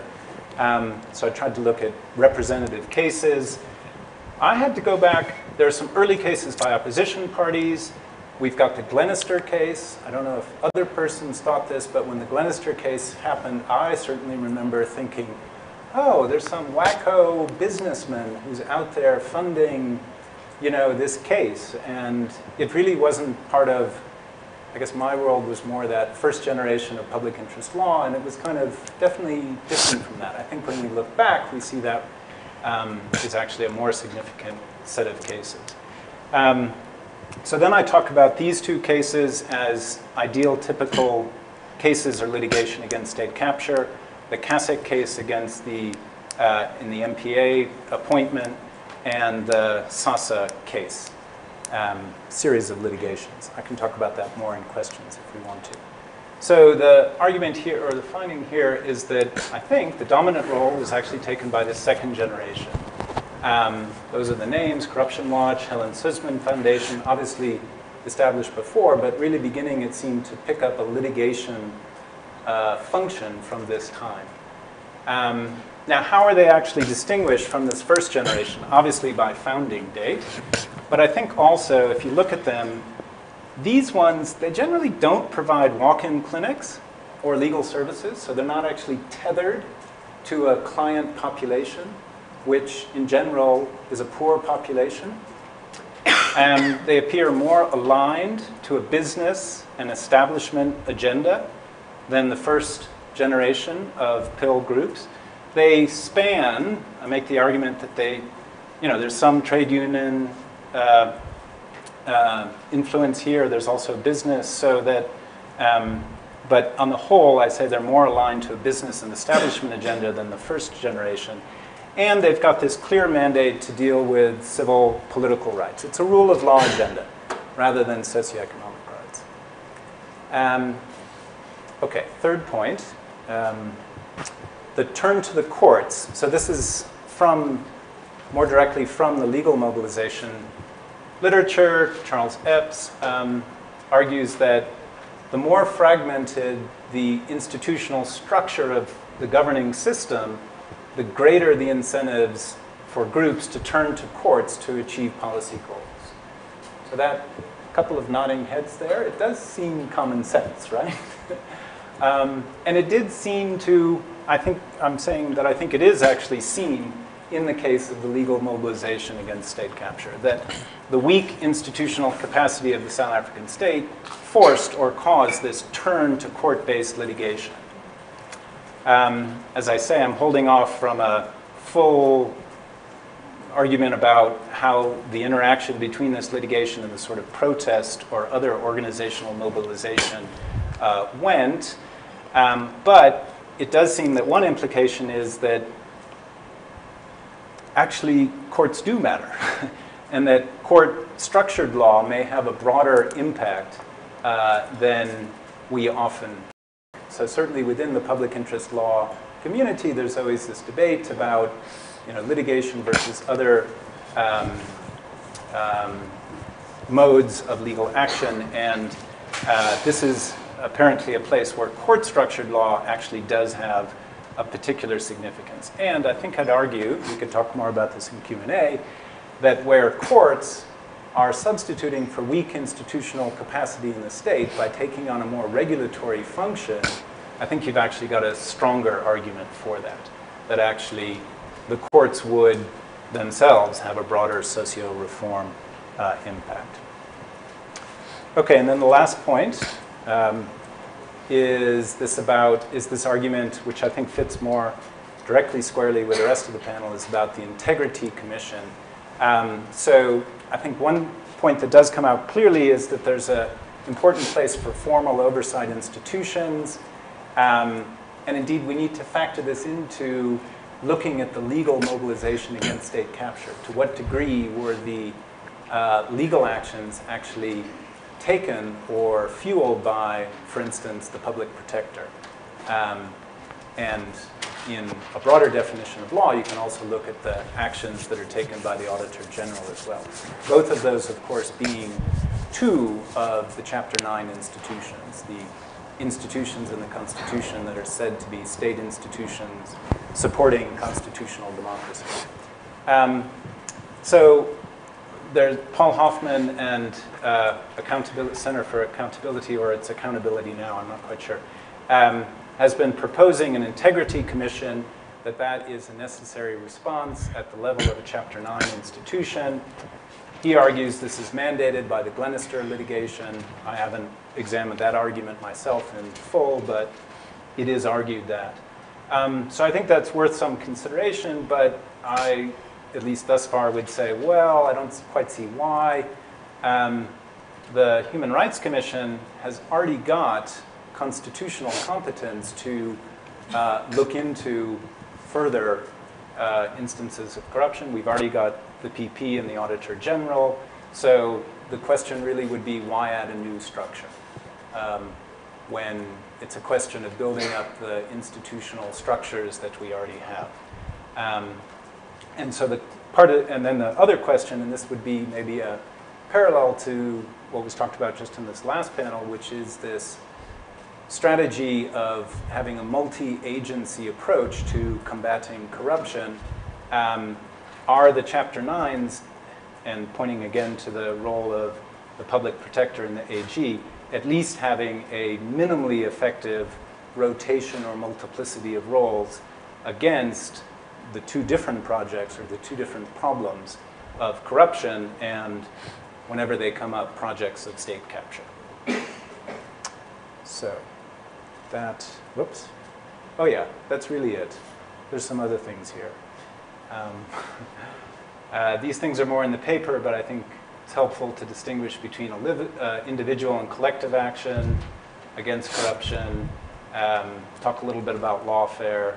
Yeah, so I think I'll leave that for discussion if we want to. I'm just going to go back and leave this.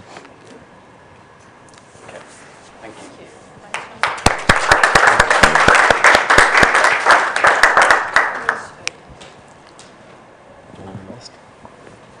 Since you're the lady in the panel. Our next speaker is going to be Yohana Mvuni from the University of KwaZulu-Natal, and he's going to be focusing on how we might achieve more effective mechanisms of holding the executive responsible and improving governance by improving transparency in the operation of political parties. I'm just going to blank your slide, Jonathan, so that people's attentions aren't there. I'm a very short guy, so I have a lot of deficiencies in life, so I can't afford more distractions. That's why I'm also moving this out of sight. Good afternoon, folks. I'm a Devon boy, so the aircon is quite chilly, you know. And I'm sure I'll get a story that it's centrally controlled somewhere, so it's okay. So oversight institutions and state accountability. So when I thought, what do I want to zoom into? I went back to a question I was once asked by someone. Say, hey, you are always criticizing then President Jacob Zuma. What's your problem? What's good that you can say about him? I dismissed this question, but the mind just keeps playing on it. Then I came up with one good. There's been one good about former President Zuma's presidency, and that is the improvement of jurisprudence in terms of understanding our institutional framework design of accountability, political accountability. And I think if we were to count the number of cases, whether you start with the NDPP appointment of Menzies Melane and you go into them, the Nkandla litigation, Section 89, secret ballot in Parliament, there have been so many cases where I think that has been absolutely good. It takes tragedy at times to see some of these things. And that for me is important because I want to focus on this question on institutionalization of accountability mechanisms.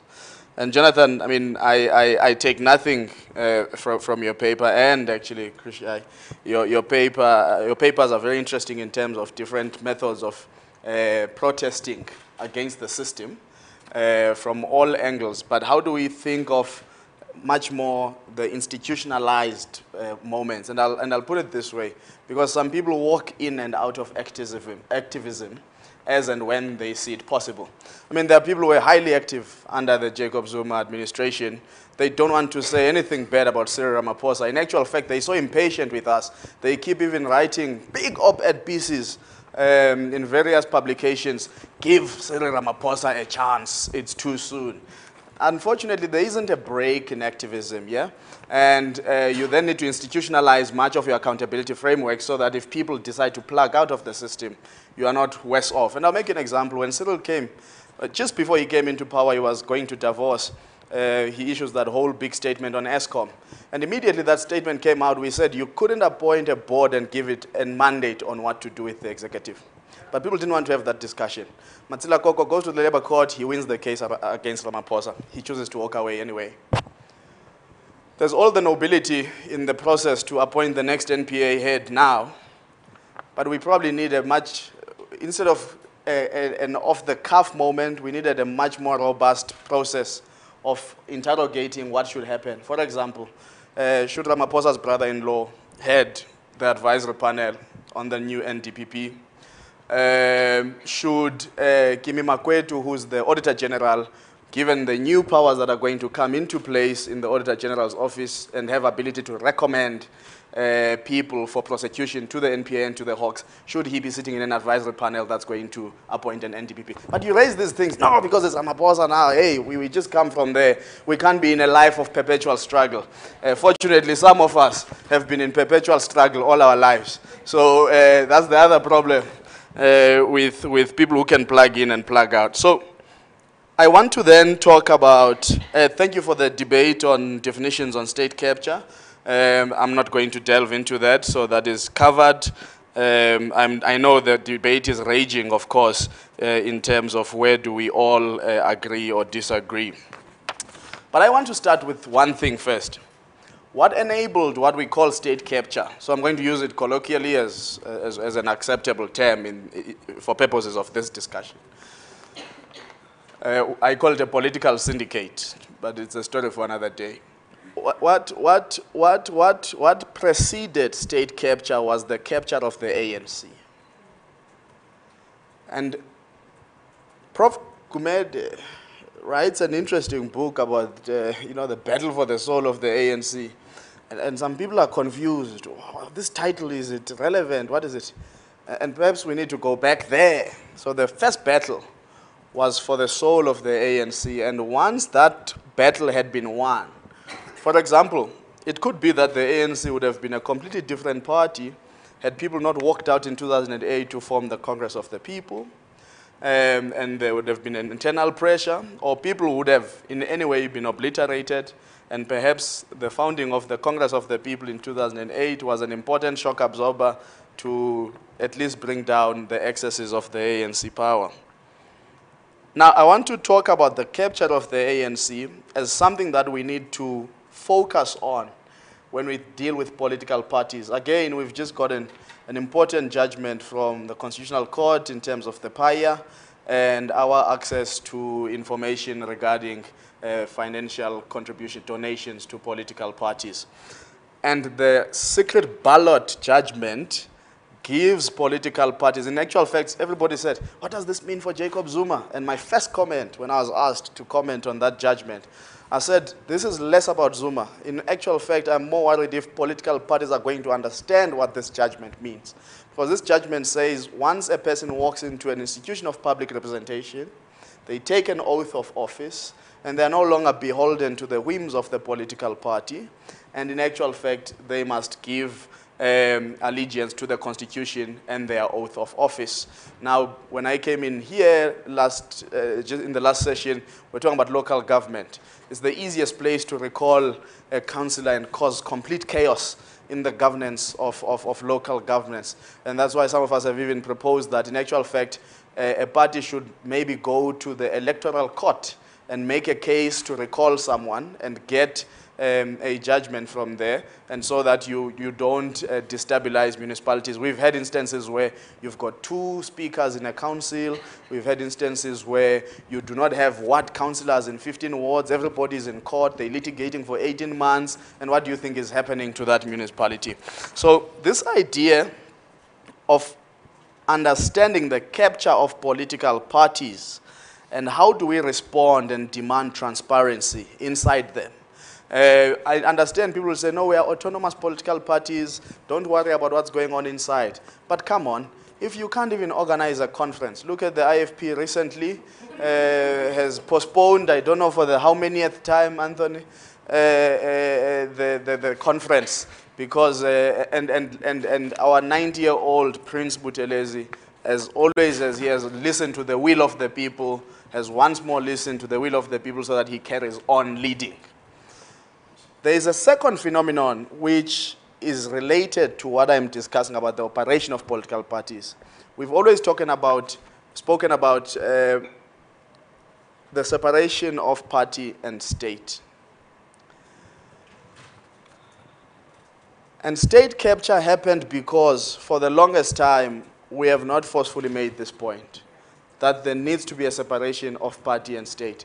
So you capture the party, and because the lines are blurred between the party and the state, inevitably you have captured the state. We saw this with the Democrat, and everybody, and I'm going to use these examples because nobody is immune to these things. How Musi Maimane became all-in-one, Western Cape Premier, Cape Town Mayor, and dealt with the water crisis. Now he said, no, it's okay because it's Musi Maimane, maybe the DA is not so corrupt. And then when you listen to why they want Patricia de Lille out and all these other things, allegations of tenders and so on. And then just an Uber driver, by the way, makes an interesting point to me. I was in Centurion about last month. He says, hey, you know, we are happy with the DA. Things are happening here in the city of Tshwane. But you know what's the problem? I can bet you around that road works happening there, we're going to see a truck that's a CA. So, okay. So we drive. And we get there is a CA. Number plate. Which means what? There's migration of people into a hub that is controlled by people that they know who are friends. So blurring of the lines between the state and the party. So the friends of the DA in Cape Town must now become the friends of the DA administration in Tshwane. And of course, we know much of these political parties can't afford even the campaigns that they put up during elections. I mean, we're going to be bombarded by all sorts of billboards, ugly and nice and so on. Come next year, where does the money come from? This is why it's important to understand these disclosures. In actual fact, one person from one political party was telling me, we've lost 60 million rands since that judgment. People are saying, nope, if we're going to have to disclose that we are giving you money, not happening. Go find another donor and another sponsor. So I want to posit that it's important that we relook at our institutional frameworks for accountability. There are two interesting pieces that have been written, both by former justices of the Constitutional Court. The first one was by the late Arthur Chaskalson, and he was writing an op-ed. It was titled, When Law X Power. And it was around that time everybody was talking about judicial overreach and why we do not want the judiciary involved. Exactly 2012, 2010, 2012, when those organizations you talk about are being formed, everybody is now starting to see that, hey, the fight now has gone to the courts and we don't quite have influence there in the courts yet, in capital letters, because it's not like they did not try. To want to have influence in the courts, and I'm sure politicians would always want to have a court system like the US where Donald Trump can just appoint anybody to the Supreme Court that he feels he favors. And then Dikgang Moseneke in 2014 writes another, well, he gives a speech. Keynote address, and it was titled Reflections on South African Constitutional Democracy, Transition and Transformation. And an extract of that speech was published as an op-ed saying, President wields too much power. Now, this is a point we need to sit on and think about very carefully. Now that the guy we didn't like is out, it doesn't mean it goes away. President has too much power, unchecked power. Now, you hear this in the media discussions, that people are aware that the president has too much power. Yeah, President Ramaphosa is moving with too little speed. He should speed up the cleanup process. Then you say, no, hang on. Just because it's a cleanup process, it doesn't mean he must interfere with the works of the Hawks, with the works of the NPA. Sort of as if he had a meeting with the NPA and we saw it and it was about cleaning up, we would have to be blinded to the fact that there is collusion that shouldn't ordinarily be there in terms of determining the independence of the NPA and all other criminal justice system structures. So even our expectations as the public are very sometimes jaundiced in a way, because we're not too sure what and when power should be limited. And when we like people, so there's a lot of politics of personalities in South Africa, a lot of institutional frameworks. So when you like people, you then say, no. Let us allow him or her to do this. And I'll make you another example. Something I interrogated when I was listening to Faiki Mento appear before the State Capture Commission. I said, but here was a portfolio committee chairperson in Parliament chasing a president to meet a president anywhere she thought it's okay, just so that she may convey this issue that was troubling her about the closure of this research site. If she understood her duties, she would have wanted to summon the executive via the Speaker of the National Assembly to come to an institution of accounting and make sure that accounting happens. Now you end up in Saxon World, thinking you can discuss matters of the state. It could have been any private residence, but it wouldn't have been okay that you debase the logic of institutional accountability in that way. And this is because ANC comrades have overwhelmingly been in power together, and they think wherever they meet, that's where the state happens. And of course, former President Zuma repeated this when he was giving opening remarks at the Stalin Mchali funeral, Eric Mchali's funeral. He says, I greet the president of the ANC and the president of the Republic, Cyril Ramaphosa, in absentia. It's the same thing, being president of the ANC and president of the country. And he makes this point. Of course, it was in isiZulu when he gave those remarks. And I thought, he still doesn't get it. Of course, he never got it. He shall never get it. And it's in his interest that he doesn't get it. So the point I want to make is that these cases that have happened during the years of President Jacob Zuma, we need to sit down with them. We need to sit down with those judgments, and we need to craft a new framework of accountability. And I think former Justice Yakub, as I conclude, put this very interestingly in one public meeting. Says, the Constitution carried an assumption that you might always have good presidents, like a Nelson Mandela. But of course, even Mandela himself was fallible, because that's why he took the RDP discussion document before it went to his comrades. He first canvassed it with some people who were influential in business, in the public domain. I mean, if you talk to Prof. Patrick Bond, he'll tell you that story very nicely, because he was a typist of the RDP document in the president's office in 1994. So already there, this thing of who has the president's ear becomes a very, very important one. And of course, even now, as we start to see glimpses of hope and coming out of it, there are things where we have to say, how do you keep the president's power in check? The last point I want to make, which I'm very passionate about, and I've written about it in an op-ed, and I'm still wanting to write at length about it. The question of separation of powers in the arms of the state is another thing I feel is highly romanticized in South Africa. Section 89 gives 3 grounds on how you can recall the president. One of those grounds is when the president has violated the Constitution, right? There's only one institution in South Africa that can give us an authoritative remark on whether a president or anybody has violated the Constitution or not, and that's the Constitutional Court. But then you then say, no, this remark must go to politicians in the National Assembly to be there to process it and then vote on it. Of course, then politics kick in there, and it's not going to hold. So we need to come and think, is the South Korean model good, where a court can impeach a sitting public representative, where a serious material breach, such as violating the Constitution, has been alluded to? Because if you leave it to the whims of the politicians, you might as well not have it as a non-starter, because as I said, the capturing of the party then means that every parliamentarian in that institution knows who they are beholden to, and the blurring of the lines between the state and the party inevitably mean that for as long as I'm in charge of the party, the state will answer to what I want it to. And I think for me, it's that logic that we need to look at as we think about the aftermath of state capture. Thank you.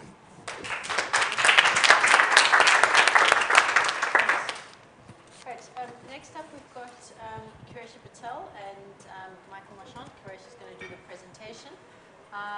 They're having a look at alternative models for obtaining corporate accountability in the context of what they say is the generally poor outcome obtained by the legal and social processes to date. They are an attorney and a researcher at OpenSpace.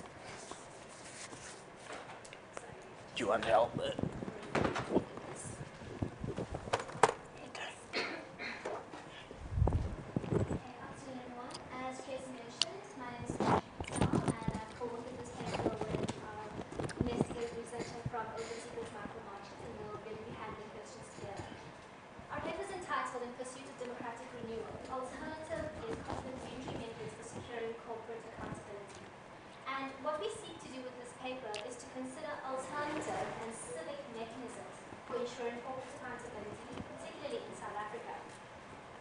As has become evident at this conference over the last 2 days, state capture is not just a public phenomenon. It's not just a phenomenon that brings state-owned entities.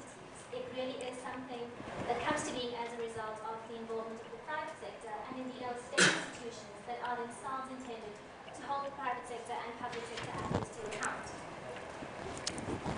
And this was really evident in the previous session, if any of you was here to attend that, where what became very evident was that the failure to grapple with economic crime perpetrated by the private sector and corporate actors really has implications for state institutions. As a result of this, powerful corporations and individuals leverage political actors and institutions in order to avoid accountability for their role in grand corruption, thereby undermining state institutions. These illicit private networks then draw in new elites to maintain impunity and often use them as a cloak for private sector impunity in and of themselves. So this relationship between private sector impunity and the undermining of state institutions really comes to the fore. This then leaves us with the dilemma of, okay, what are our accountability mechanisms then? If state institutions are failing us to hold public sector and private sector to account, could we perhaps put to the fore alternative and complementary mechanisms, particularly from civil society organizations, to try and bridge this gap and to capacitate formal institutions? And that is really the aim of this paper. It touches on the work that we do at Open Secret, and we posit 2 possible models for allowing alternative forms of corporate accountability. The first of which, Justice Vakiaku touched on at opening this conference, which was the People's Tribunal on Economic Crime. The second, which some of you may have heard about before, is the OECD complaints that were submitted in relation to apartheid economic era crimes. So throughout this paper, what we will do is take you through the mechanics of these 2 models and then posit how the value in these models lies in, firstly, their ability to expose the structural nature of economic crimes, something that formal state institutions may not necessarily always do. Secondly, they serve as truth-telling mechanisms and help create public record, indeed a counter-narrative. And finally, we isolate how they contribute to formal mechanisms and formal institutions of justice. To provide you with some background on the 2 mechanisms that we're speaking about, firstly I'll take you through the People's Tribunal of Economic Crime. This really was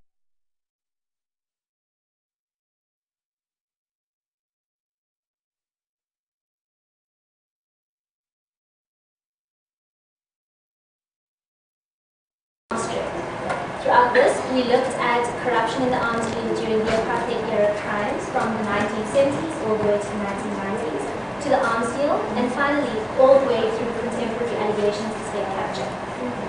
The objectives of the tribunal, amongst others, were threefold.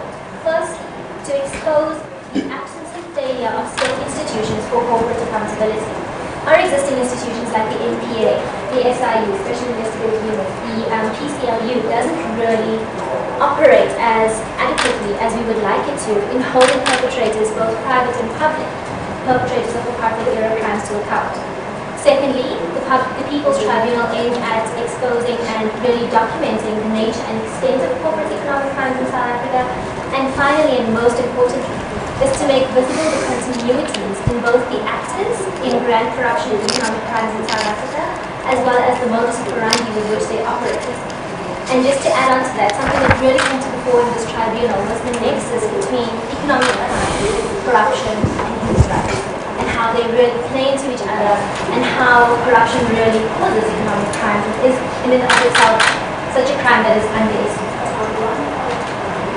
In terms of the model, as I indicated, it was organized by civil society organizations. We had expert witnesses present evidence on apartheid-era crimes, arms deal, corruption, as well as state capture from experts such as whistleblowers and civil society members, education, a number of organizations to really indicate lived experiences of corruption and economic crime, to tether that to real-life experiences and ground grand corruption and white-collar corruptions, to show that it really isn't removed from the daily experiences of people and how one can really quantify that experience in a very general sense. The public was also invited to make submissions to the People's Tribunal, and implicated parties, all of the corporations, all of the financial institutions such as Thales, Fairstyle, Credit Bank Luxembourg, Credit Bank, that were implicated in the evidence before the panel, were invited to respond to any allegations between them, respecting the principle of justice and fairness and how the ultimate factor. And expectedly, there was only one institution who responded, and that was Credit Bank from Belgium in a really pithy two-page response to rather actually innocent. The evidence was heard by a panel of legal experts, including an international attorney general from the Bahamas, Ms. Alison Maynard Gibson, Melissa Dianti, Dingasi Kwevu, Judge Nabi Pillay, former Justice Zach Yacoub. So really an amalgamation of members of civil society and legal jurists to analyze this from a holistic point of view. The outcome, apologies, before I get to the outcome, the evidence was presented verbally, and we utilized advocates who served as evidence leaders to compile full legal reconstructions grounded in international, foreign, and domestic law on the evidence that was presented to the panel in order for them to reach conclusions. The outcome was a series of non-binding recommendations that deconstructed state failure, looked at the narrative on economic crimes and changed that, and really recommended interventions to disrupt corporate immunity and hold corporations accountable. So albeit non-binding, as I will get to later in this paper, they really do have a lot of potential. Briefly, the OECD specific instance, which is the second mechanism that we speak of. The OECD guidelines on multinational corporations is a guidelines that are promulgated by states primarily in the global north, which serve as recommendations to corporations that are registered in their jurisdiction and also operate from their jurisdiction on best corporate practice, how they can really give back in a sustainable way and respect human rights while really harnessing their own economic potential. CALS, the Center for Applied Legal Studies, and Open Secret submitted a joint complaint to the OECDs in Belgium as well as Luxembourg, in which we implicated two financial institutions, Credit Bank and Credit Bank Luxembourg, for their role in financing the arms trade during the apartheid regime through money laundering, through lending. And this was done in violations of a host of United Nations sanctions against South Africa. What this meant, and the process through which this then goes, is that the complaint is submitted to these two bodies. Each body of the OECD then sets up a national contact point, or an NCP, who is charged by government and often capacitated by governmental bodies and members of corporations, which I shall get to later. Already you can flag conflicts of interest appearing in this, which then contemplate this complaint and decide whether or not it is admissible, whether it has violated the OECD guidelines. In our case, we had to use the 1977 guidelines of the OECD, in that the corporate impunity and aspects of violation really occurred in the 1977 period. So we had to rely on really old guidelines, which have since come a long way in terms of now, encountering human rights, all of these standards. We had to rely on pretty old guidelines because of temporal restrictions. And Open Secrets and CALS alleged that through their conduct of money laundering, what these two banks in Belgium and France did was really violate Belgium and Luxembourg's international customary law on refraining from aiding and abetting apartheid, because many of them signed on to these United Nations Convention, signed on to the civil and political rights instruments that were there, the United Nations Charter, which really imposed an obligation not to aid and abet crimes against humanity, which apartheid had reached the status of at that stage, and other gross human rights violations. Other allegations were improper involvement in local politics as a result of the bank's relations with the apartheid government and failure to disclose relevant information. Open Secrets and CALS, highlighted, refused to engage in the mediation process that the OECD relies on by default. It bears a conciliatory tool that is meant to allow for engagement between corporations and the complainant, but some cases just cannot be mediated, and you have to find alternatives, and this is definitely the case when you're looking for remediation as to aspects of apartheid violations.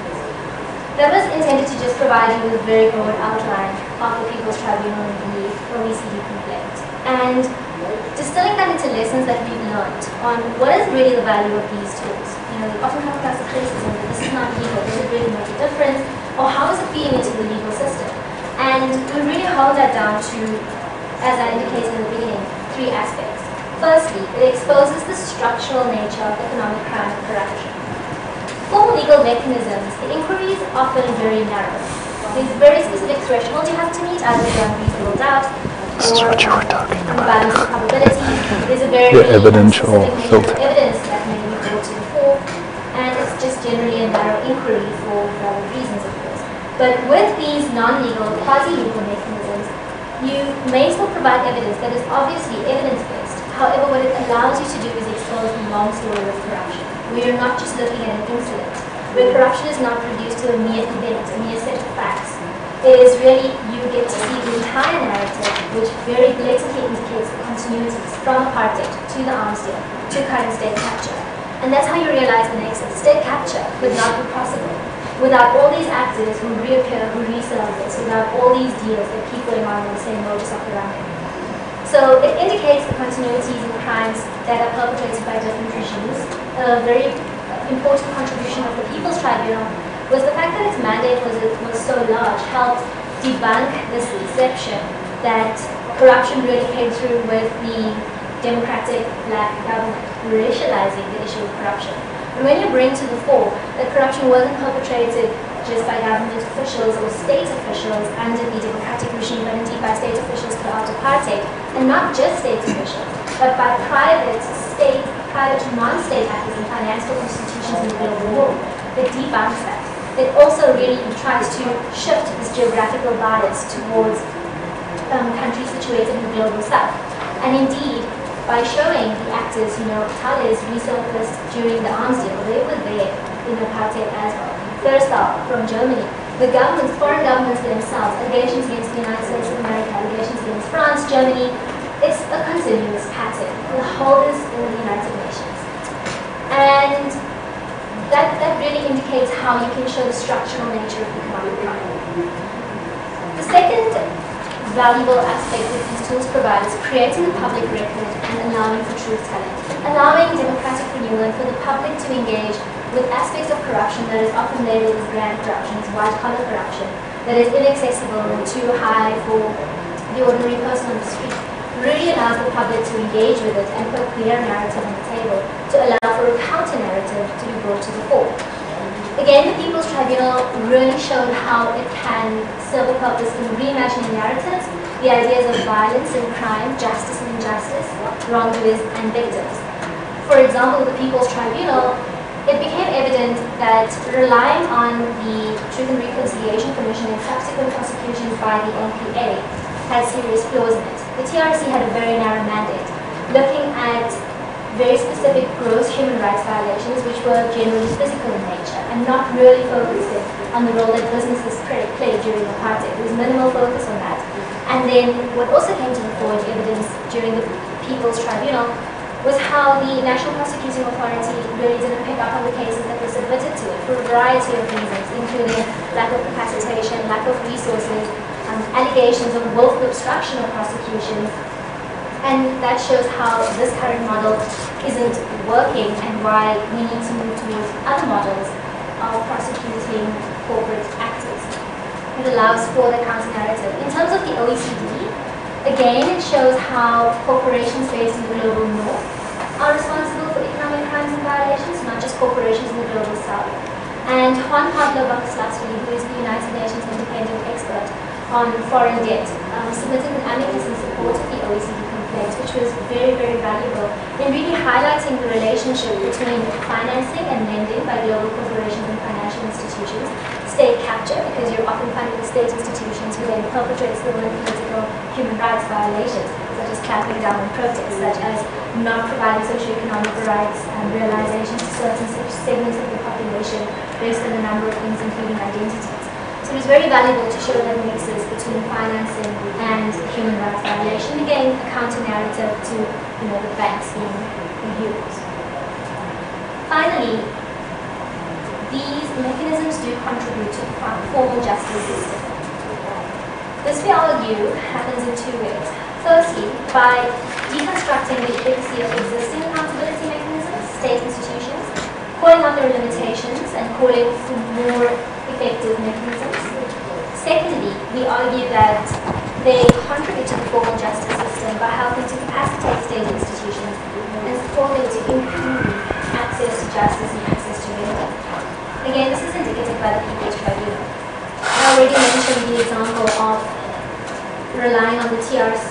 and the NPA.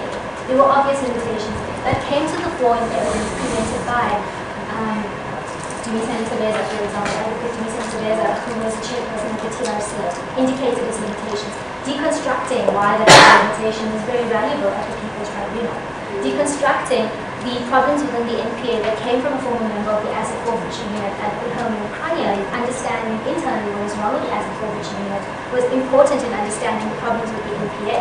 It also deconstructed the limitations of the law. So if I do want to prosecute some of these companies for their malfeasance during the apartheid era, what are the possible legal hindrances? For example, statutes of limitations that may stand in our way because of prescription, So now we can't take this forward. How do we get around that, for example? How do we address issues of jurisdiction? We had legal experts who provided evidence on that, and really that helped guide the recommendations as well. And through the same process, the recommendations that came from the People's Tribunal show how we can capacitate state institutions. Just as Yakub mentioned some of the recommendations of the People's Tribunal, and one of them that I wish to highlight was the recommendation that a new investigative and prosecutorial unit be established within the NPA to focus on crimes perpetrated by businesses during apartheid. There already is the priority crimes investigation unit, for example, which focuses on crimes related to the TRC, and there are inadequacies and capacity challenges within that. So this is one recommendation that emanated from the People's Tribunal. It's something we need further engagement on. How do we take that forward? But it's an idea to really capacitate the states and open up the possibility of further prosecutions. Secondly, the recommendation was that evidence on the continuities that really came to the fore the People's Tribunal be provided to the Zondo Commission to again bring to the fore the nexus between human rights violations and continuities. It's not just state capture and isolation, it really is a continuity. And, I mean, should any of the recommendations of the People's Tribunal be adopted by the Zondo Commission with any permutation that really affords more legal gravitas to this instrument in and of itself that could be taken forward by other institutions. With respect to the OECD and understanding this dual nature of deconstructing and capacitating, the OECD, it's incredible. There's so many gaps in that mechanism, but it really showed the gaps there. So as I indicated, there's problems with the temporal application of the OECD guidelines, the standing of NGOs and other parties to submit complaints, and really the jurisdiction of the NCPs to hear complaints. So as I indicated, Open Secrets and CALS had to rely on the 1977 guidelines, which were very restrictive. Come 2000, in 2011, you now have all these wonderful provisions on respecting human rights, which is really a much easier case to make if you have enabling provisions. But because you're constrained temporally to rely on old guidelines, you cannot have access to human rights provisions as effectively. There are arguments around whether NGOs even have standing current day to bring issues that happened in the past, because they have no bearing right now. So the NGO standing is questioned, and the jurisdiction of an NCP to consider the complaints against organizations based in their jurisdiction or just hosted in another jurisdiction also come to the fore. Issues of extraterritoriality, as it's more commonly known in business and human rights law. So those are some of the legal related issues that came to the fore. Of course, a conflict of interest. The Belgian NCP has a tripartite structure that considers these complaints, and on that arm you have an employers federation, and members of that employers federation actually come from the complainants, from the parties who we submitted the complaint against, which was Bank. So there's an obvious conflict of interest in that regard, which we are consistently trying to address. The other issue is accessibility. Cost of personally submitting, you don't have to personally submit, but of course personally submitting and accessing NCPs in the global north is incredible, particularly with civil society organizations, and just the technicality of dealing with the OECD complaint system. Finally, the fact that this is a voluntary instrument, it doesn't have the legal gravitas that it needs to have, can pose to be a challenge. At the same time, during this process and in conclusion, what we have found is that pursuing the OECD process really does capacitate state institutions and augments calls for a binding treaty, because the lacuna becomes very, very clear. You need binding human rights obligations for corporations. You need an effective mechanism that is not compromised, that provides access to remedy in order to address corporate conduct. The other positive of the OECD complaint is that it can run parallel to legal proceedings, so it doesn't hinder you from pursuing formal legal proceedings in a court of law while this runs parallel to it. So that is one possible advantage. You have access to information as well. Of course, this is usually subject to its mediation, so it is not fully available, but it does give you an opportunity to engage the parties. There is a very valid advocacy tool that you can use, again, like the public, like the People's Tribunal, to call out corporate impunity. And finally, because the national contact points can issue a final statement on whether or not they find corporate malfeasance and violations of the OECD guidelines, it serves as a starting point for corporate accountability, because you're exposing them in front of their peers. To showing bad lending, you can detail project financing because they're not shown to be responsible institutions who comply with human rights violations.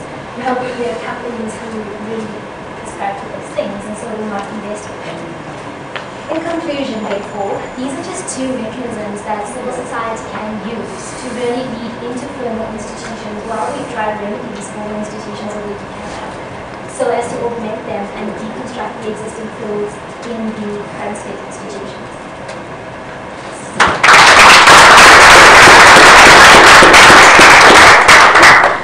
Thank you. Michael, do you want to sit up here?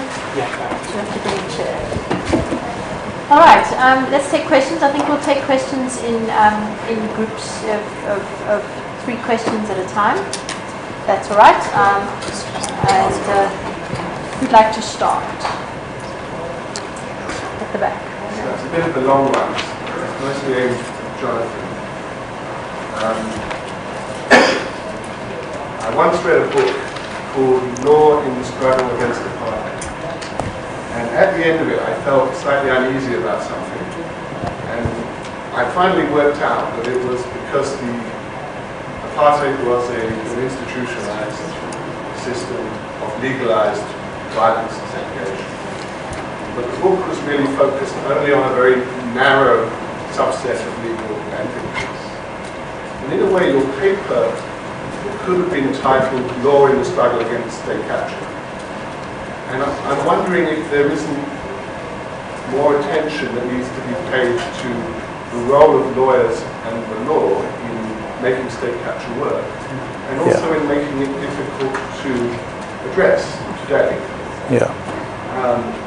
And we know that so many of the activities that state capture comprised were legal and involved lawyers. So that's the first issue. The second one is, when thinking about the public interest litigation, as a student of politics, I immediately think, who's paying for this stuff? So there certainly has been some sort of explosion of litigation, and that's had to be funded.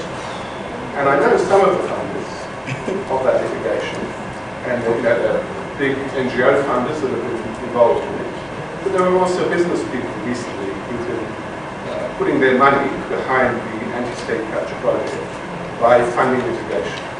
And I think it's not really satisfactory just to think of it as a kind of a neutral activity that emerges out of nowhere. And the third part of the question, sorry, it's not really a question, is it? Apologies. I'll turn it into a question. I mean, it concerns commissions of inquiry. And some of them, I'm not sure how polite you have to be about commissions of inquiry.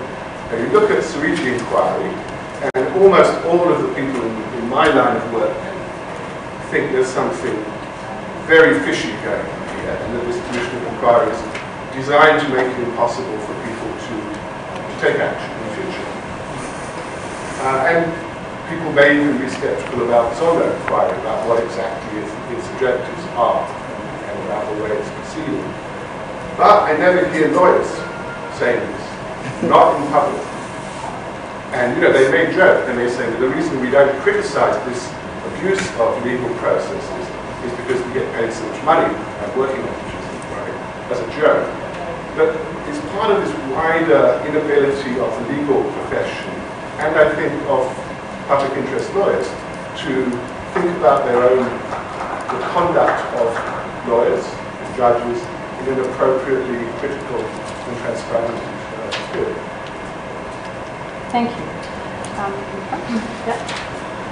Just a very quick question. I attended an engagement regarding the National Anti-Corruption Strategy earlier this year, and even after sitting there for a few hours, I wasn't exactly sure what they were trying to do and how they were going to do it and what their time frames are, because I think all of that is a bit in the air.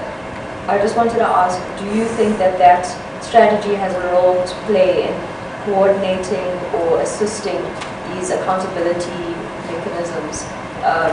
And maybe do you think something good is going to come out of that process, or is it just another kind of tick box approach for government to say we are actually tackling these problems?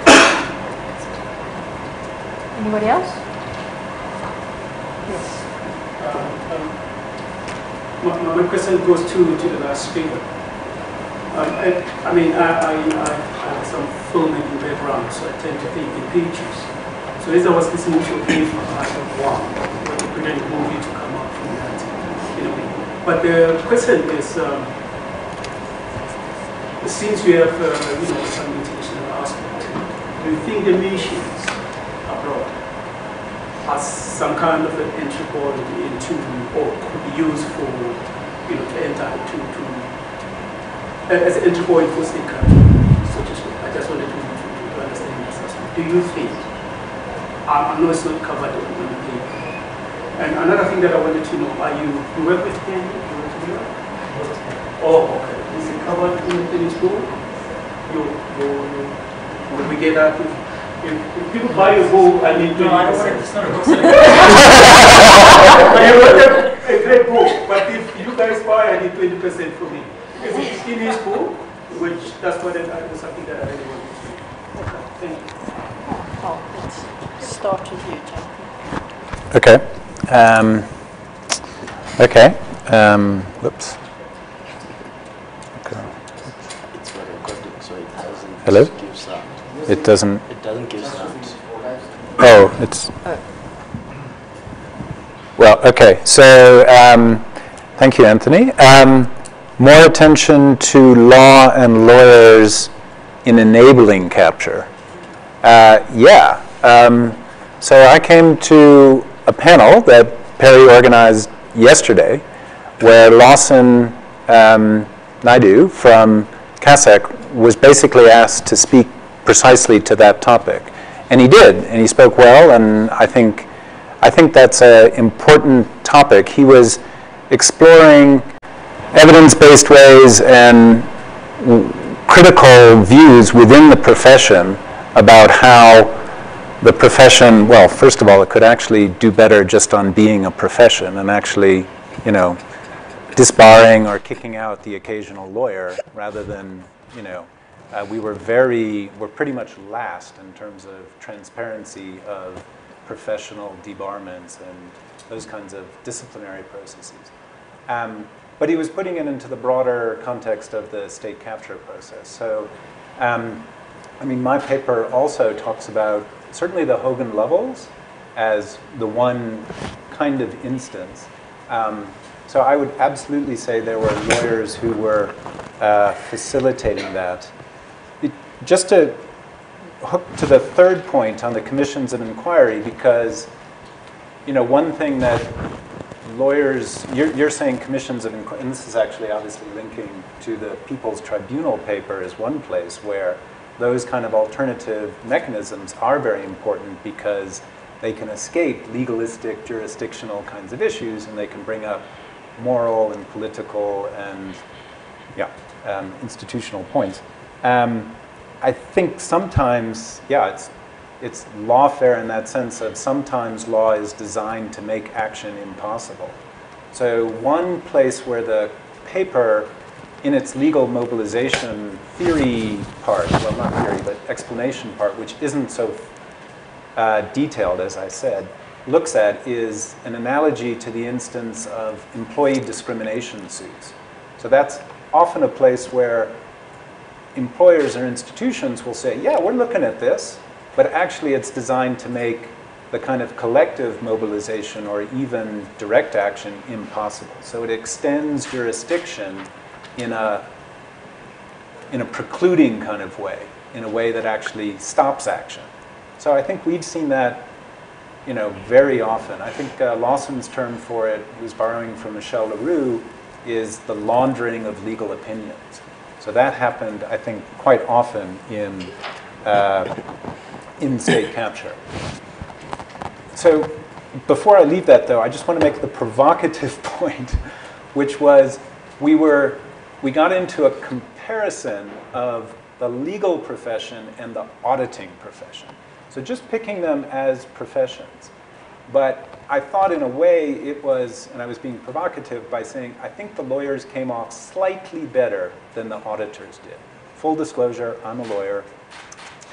But, and I think it came because of a capture point, that actually the auditors have less fluidity and less rotation of their other work. And they've got actually more work. They're more a captured market themselves because they've got these big consultancies and so on. So, yeah.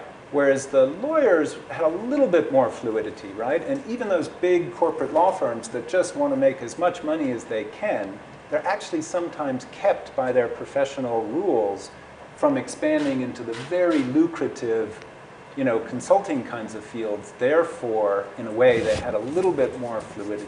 So that's a provocative point that would need, more attention to look at. But I would absolutely agree there should be more attention to law in enabling capture and sort of lawyer know thyself kind of thing, or lawyer litigate against thyself, however it would be in parallel to the medical. I'll just say quickly on the who is paying, I wasn't trying to, I guess I haven't fully explored why and how this second generation of public interest law organizations have come out. I've kind of got an idea in the back of my mind that there's a lot of, there was an initial wave of work in the US, socio-legal, that was talking all about NAACP, blah, blah, blah, and then began to talk about the backlash, the ones where the right started picking up, the forms of public interest law, and you'd have legal defense funds for fetuses, whatever. That kind of that kind of backlash, and there's a lot of work on that. And I'm not sure I see this exactly as a backlash, but I think it is an interesting second generation development of public interest law, and want to look at it. But I certainly wouldn't see it as neutral, and at the moment I see it as a range of funders and a range of backers. You've got, trade unions working with Corruption Watch, but you've also got, FW Clerk Foundation and, et cetera. So.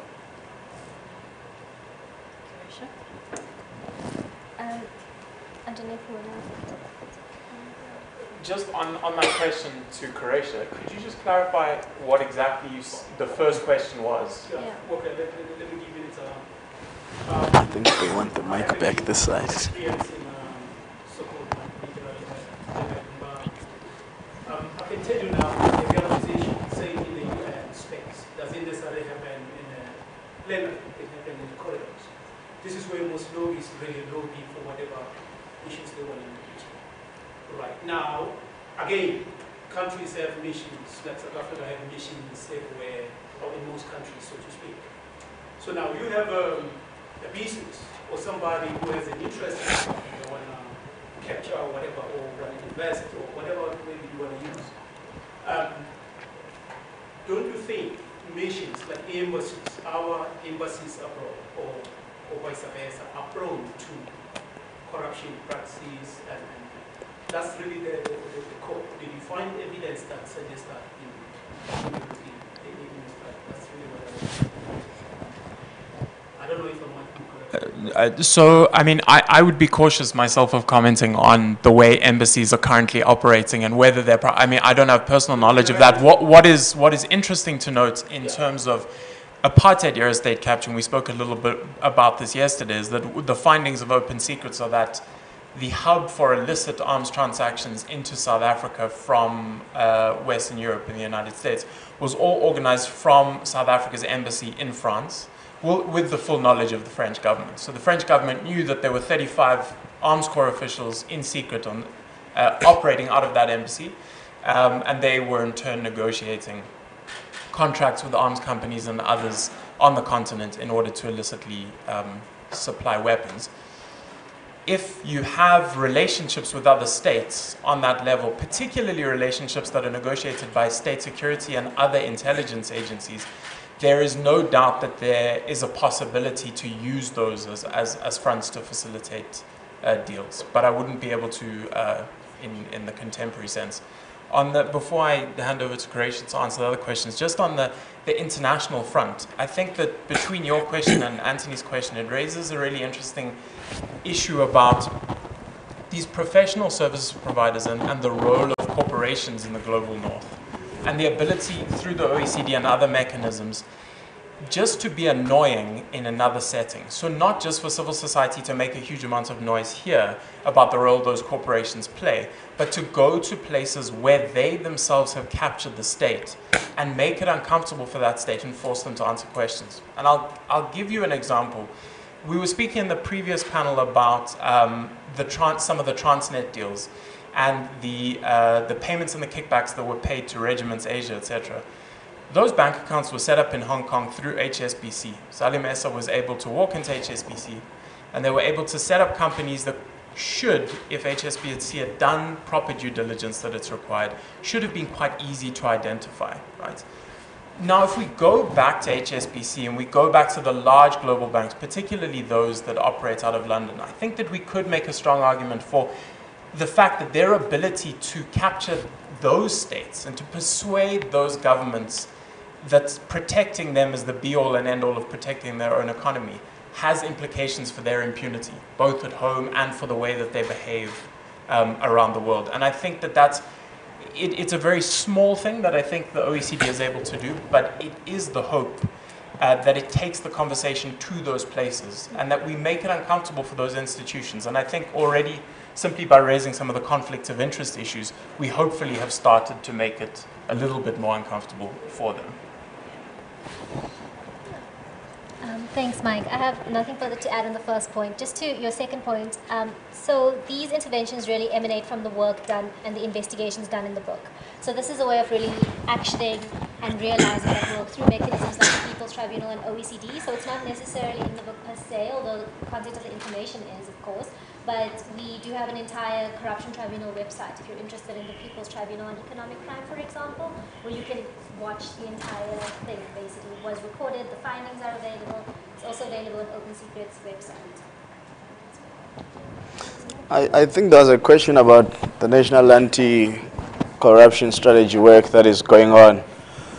The reason why you don't hear what they are saying is because corruption has become an important vehicle in the funding of political activity in South Africa.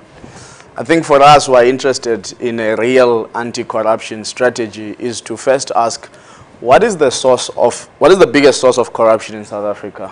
It's the procurement process. It's tendering. Of all these civil society organizations that have come up, there isn't a single one that is vehemently fighting for either to do away with tendering in its current form or to repurpose tendering. And partly that's because generally many companies in South Africa feast off doing business with the state, whether it's in construction, it's in consultation, or any other manner. There's no reason why today government doesn't have a document which is a cost-capping measure document. Why should you pay a markup that is 10 times the price of good in the market as if you are blind as government and have no access to the market? It makes no sense at all. So there are certainly things that I think concretely we can propose if we want to have an anti-corruption strategy, because what fuels corruption is the ease at which you can make money off the state. That's why you can start with a quotation for a job at 2 million, 4 million, and you end up being paid 140 million rand. Because there's just such great ease when you're doing business with the state, which talks to issues of transparency, going digital, going online in terms of how tendering is done. Even probably for me, I even say going as far as recording deliberations of bid committees, so that if those bid committees were to be taken to court for review, there's actually something, whether it is not made public, but the court has access to it, so that maybe people will say in terms of competitivity of businesses, you don't want it to be so transparent and put out in the public, but let the court have access to a recording of bid committees' deliberations when a case needs to be reviewed. So I think we mistaken robust talk about anti-corruption as actually being anti-corruption. It's not until we capacitate. I mean, if you look at the erosion that has happened in terms of the NPA's capacity, I mean, the Hawks were saying they don't even have a single forensic accountant in their institution today. And so they have to rely on other people doing work on their behalf, or other bodies such as the Commission of Capture or other commissions of inquiry, and then they take those records and build on top of them. So I think when we're talking about, there is possibility. I mean, for me, the accountability institutional framework in South Africa is chaotic to almost non-existent. And in actual fact, if we carry on without asking for concrete proposals and concrete changes, as you are seeing now, I mean, President Ramaphosa is sitting on a bill that has been on his desk since June to give the Auditor General more teeth. Why is he sitting on that thing? I mean, if he's really serious about giving momentum, because the Auditor General now is in municipalities, is going to give another round of reports very soon, and you would want to make sure that when he does that, he's able to actually enforce some of these new powers. So I think there's a bit of lethargy, and that is because political activity is funded by corruption in this country by far and large.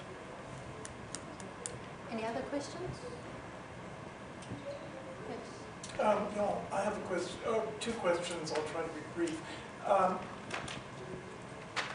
What, in terms of definition of state capture, Zuma effectively says he's not captured the state. So he's saying, what's state capture? So we can interpret that as, in a sense, saying, what is the state anyway? Because he's serving the boundaries. The other question, or something, these are just things to think about. What does Zuma mean when he says he hasn't captured the state, or he's not part of state corruption? How does he define it? Secondly, the Guptas come from India.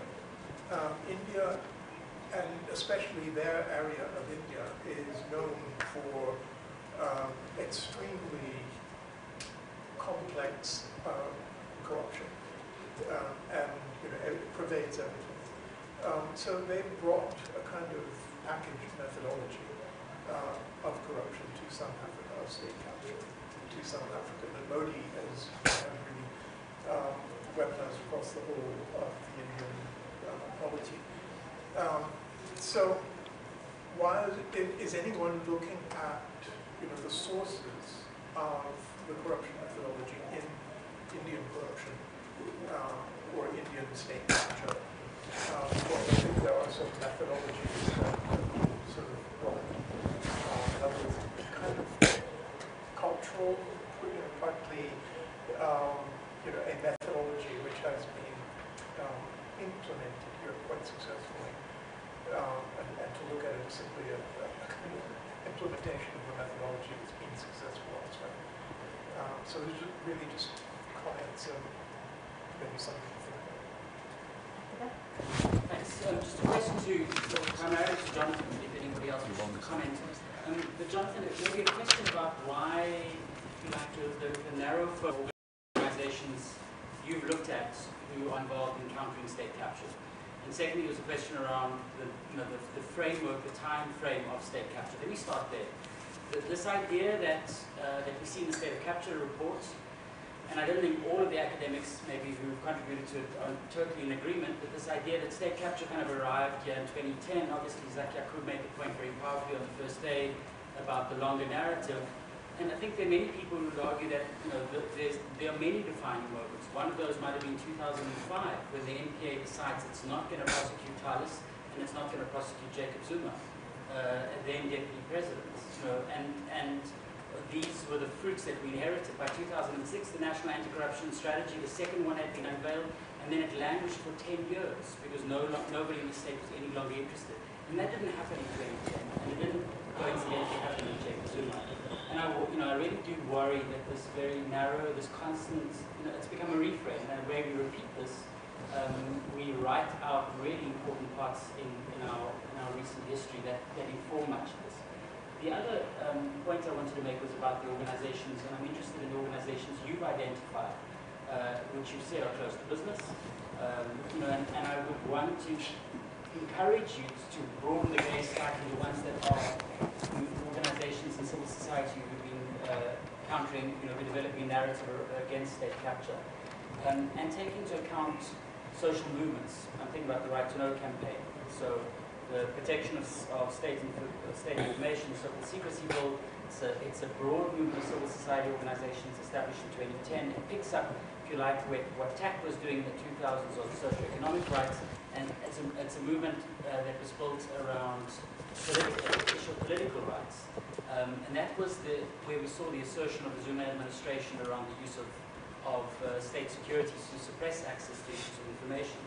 I think much of this informed a lot of the activism that followed in the years to come. To think about the role of unions, and it's after the disbandment of COSATU, the role of the FEDUSAs and the NUMSAs, the role of the South African Council of Churches in its unburdening process. I guess it's just a challenge to suggest there are, other than that small group of NGOs, there's a whole range of other much bigger movements unite behind on the PRASA cases that have been incredibly active over the last couple of years. Maybe it's worth considering how they fit into this framework you've discussed. I just wanted to ask Jonathan to actually respond to Lukhonya's point on procurement. Jonathan, I want to just two disclaimers. One was, PARI was very closely involved, and Jonathan was one of the people in the team that worked on the new procurement bill that is now going out into the public consultation process. The other disclosure is that we were involved in drafting the new proposals for the anti-corruption strategy, and I worked on that team. And in the anti-corruption strategy, the process of public consultation we proposed has been completely ignored to the point just parked somewhere. And when it was launched, Jeff Hattie just launched it very quietly on Mother's Day.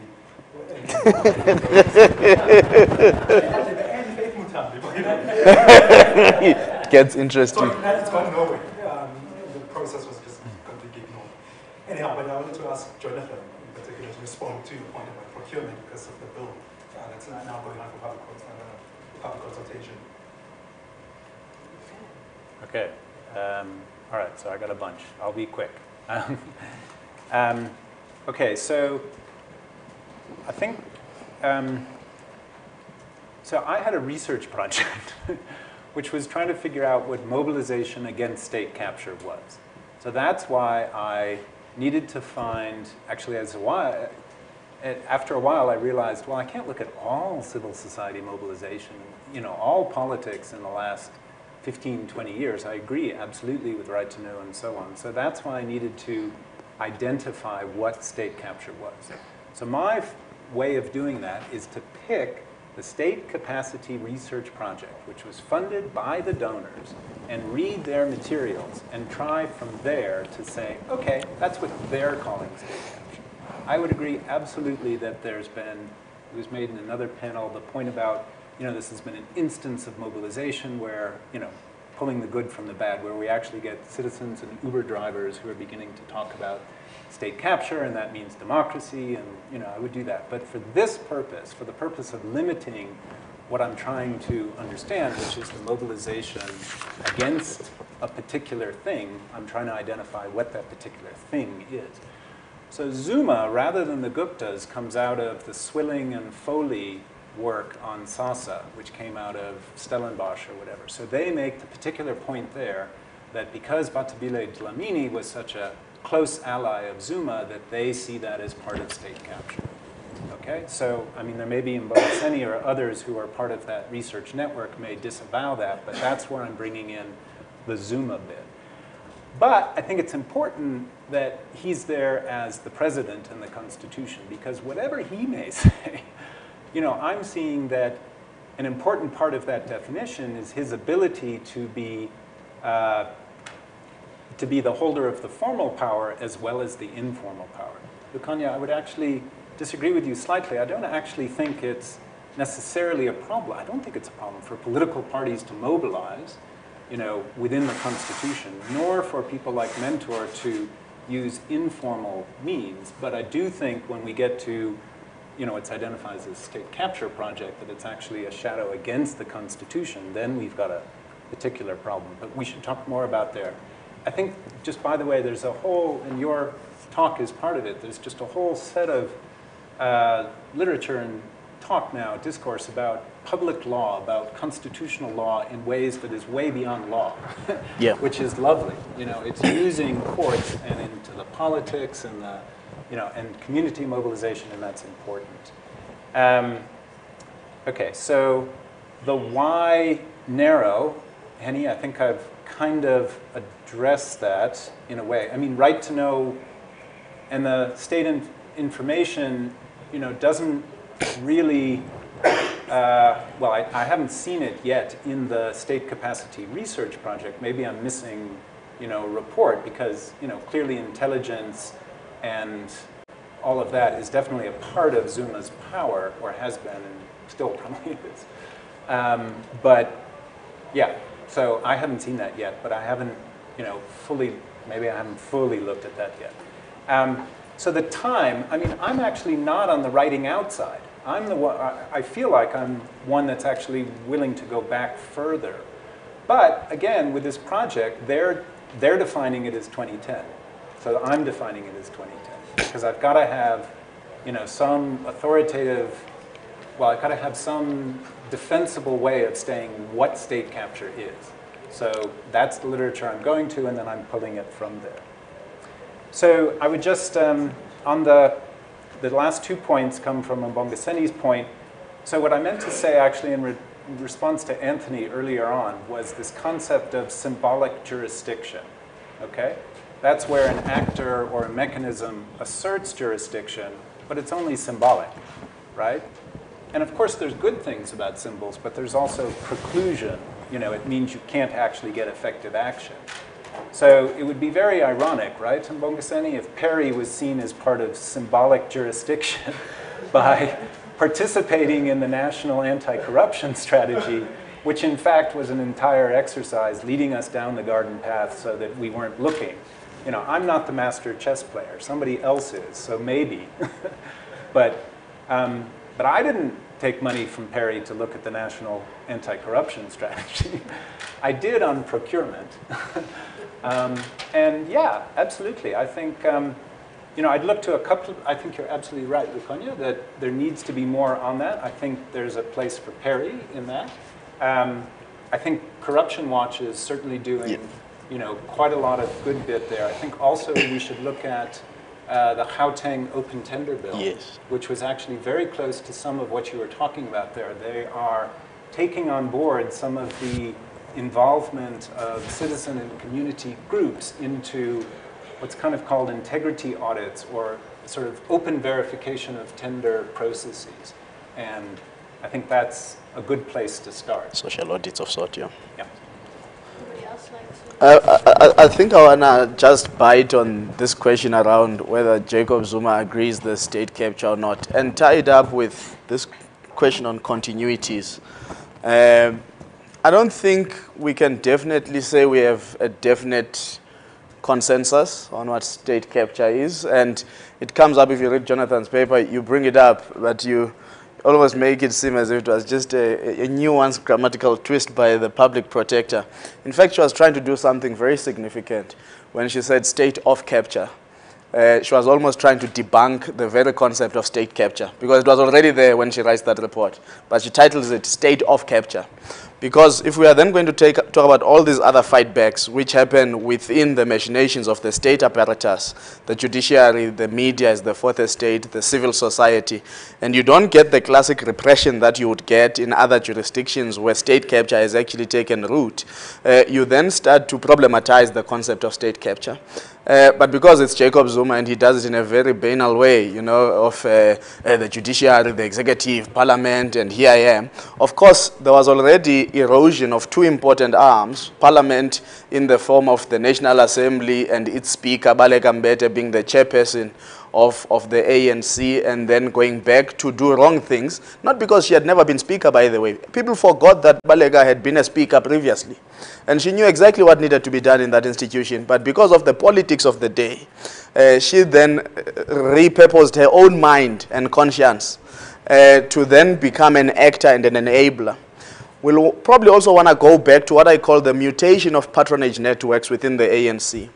And ask, if we talk about these continuities, isn't the problem that Zuma's patronage network that came into being was a mutation such that it disrupted entirely a patronage network that had become too comfortable? Some will argue it's run in Stellenbosch. I don't know, Anthony, maybe you'll give me a whisper afterwards. But the point is, so you might have had a patronage network of people who were very close. I mean, Mandela was closely consulting with the likes of Rupert, even when he wanted to appoint Tito Mboweni as reserve governor. What gave them that proximity wasn't that, I mean, comrades were poor before 1994, but when they came back from exile, who was giving them houses, who was chartering them to meetings and in terms of negotiations? When those part and parcel, then you read Mweletsi Mbeki, for example, when he says BE is not a creation of the post-1994 government. It was actually created pre-1994 as a way of capturing key influential people who then go play roles in key sectors. Like the mining sector, I posit, has never been compliant in terms of any of its obligations, whether it is on rehabilitation, social and labor plans, precisely because on their boards, they got key connected people who could make them avoid accountability.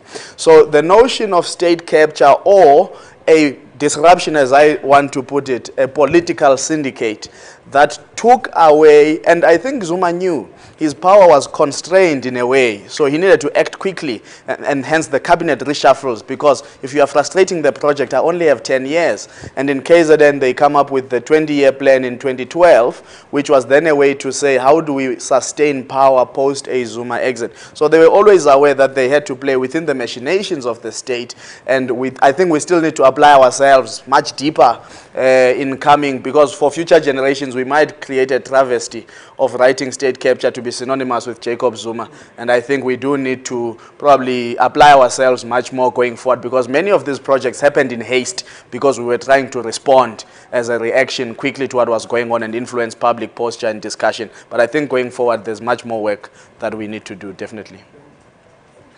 Thank you. I'd like to say thank you to everyone who attended the session. Thank you to our panel members. Thanks, Tracy.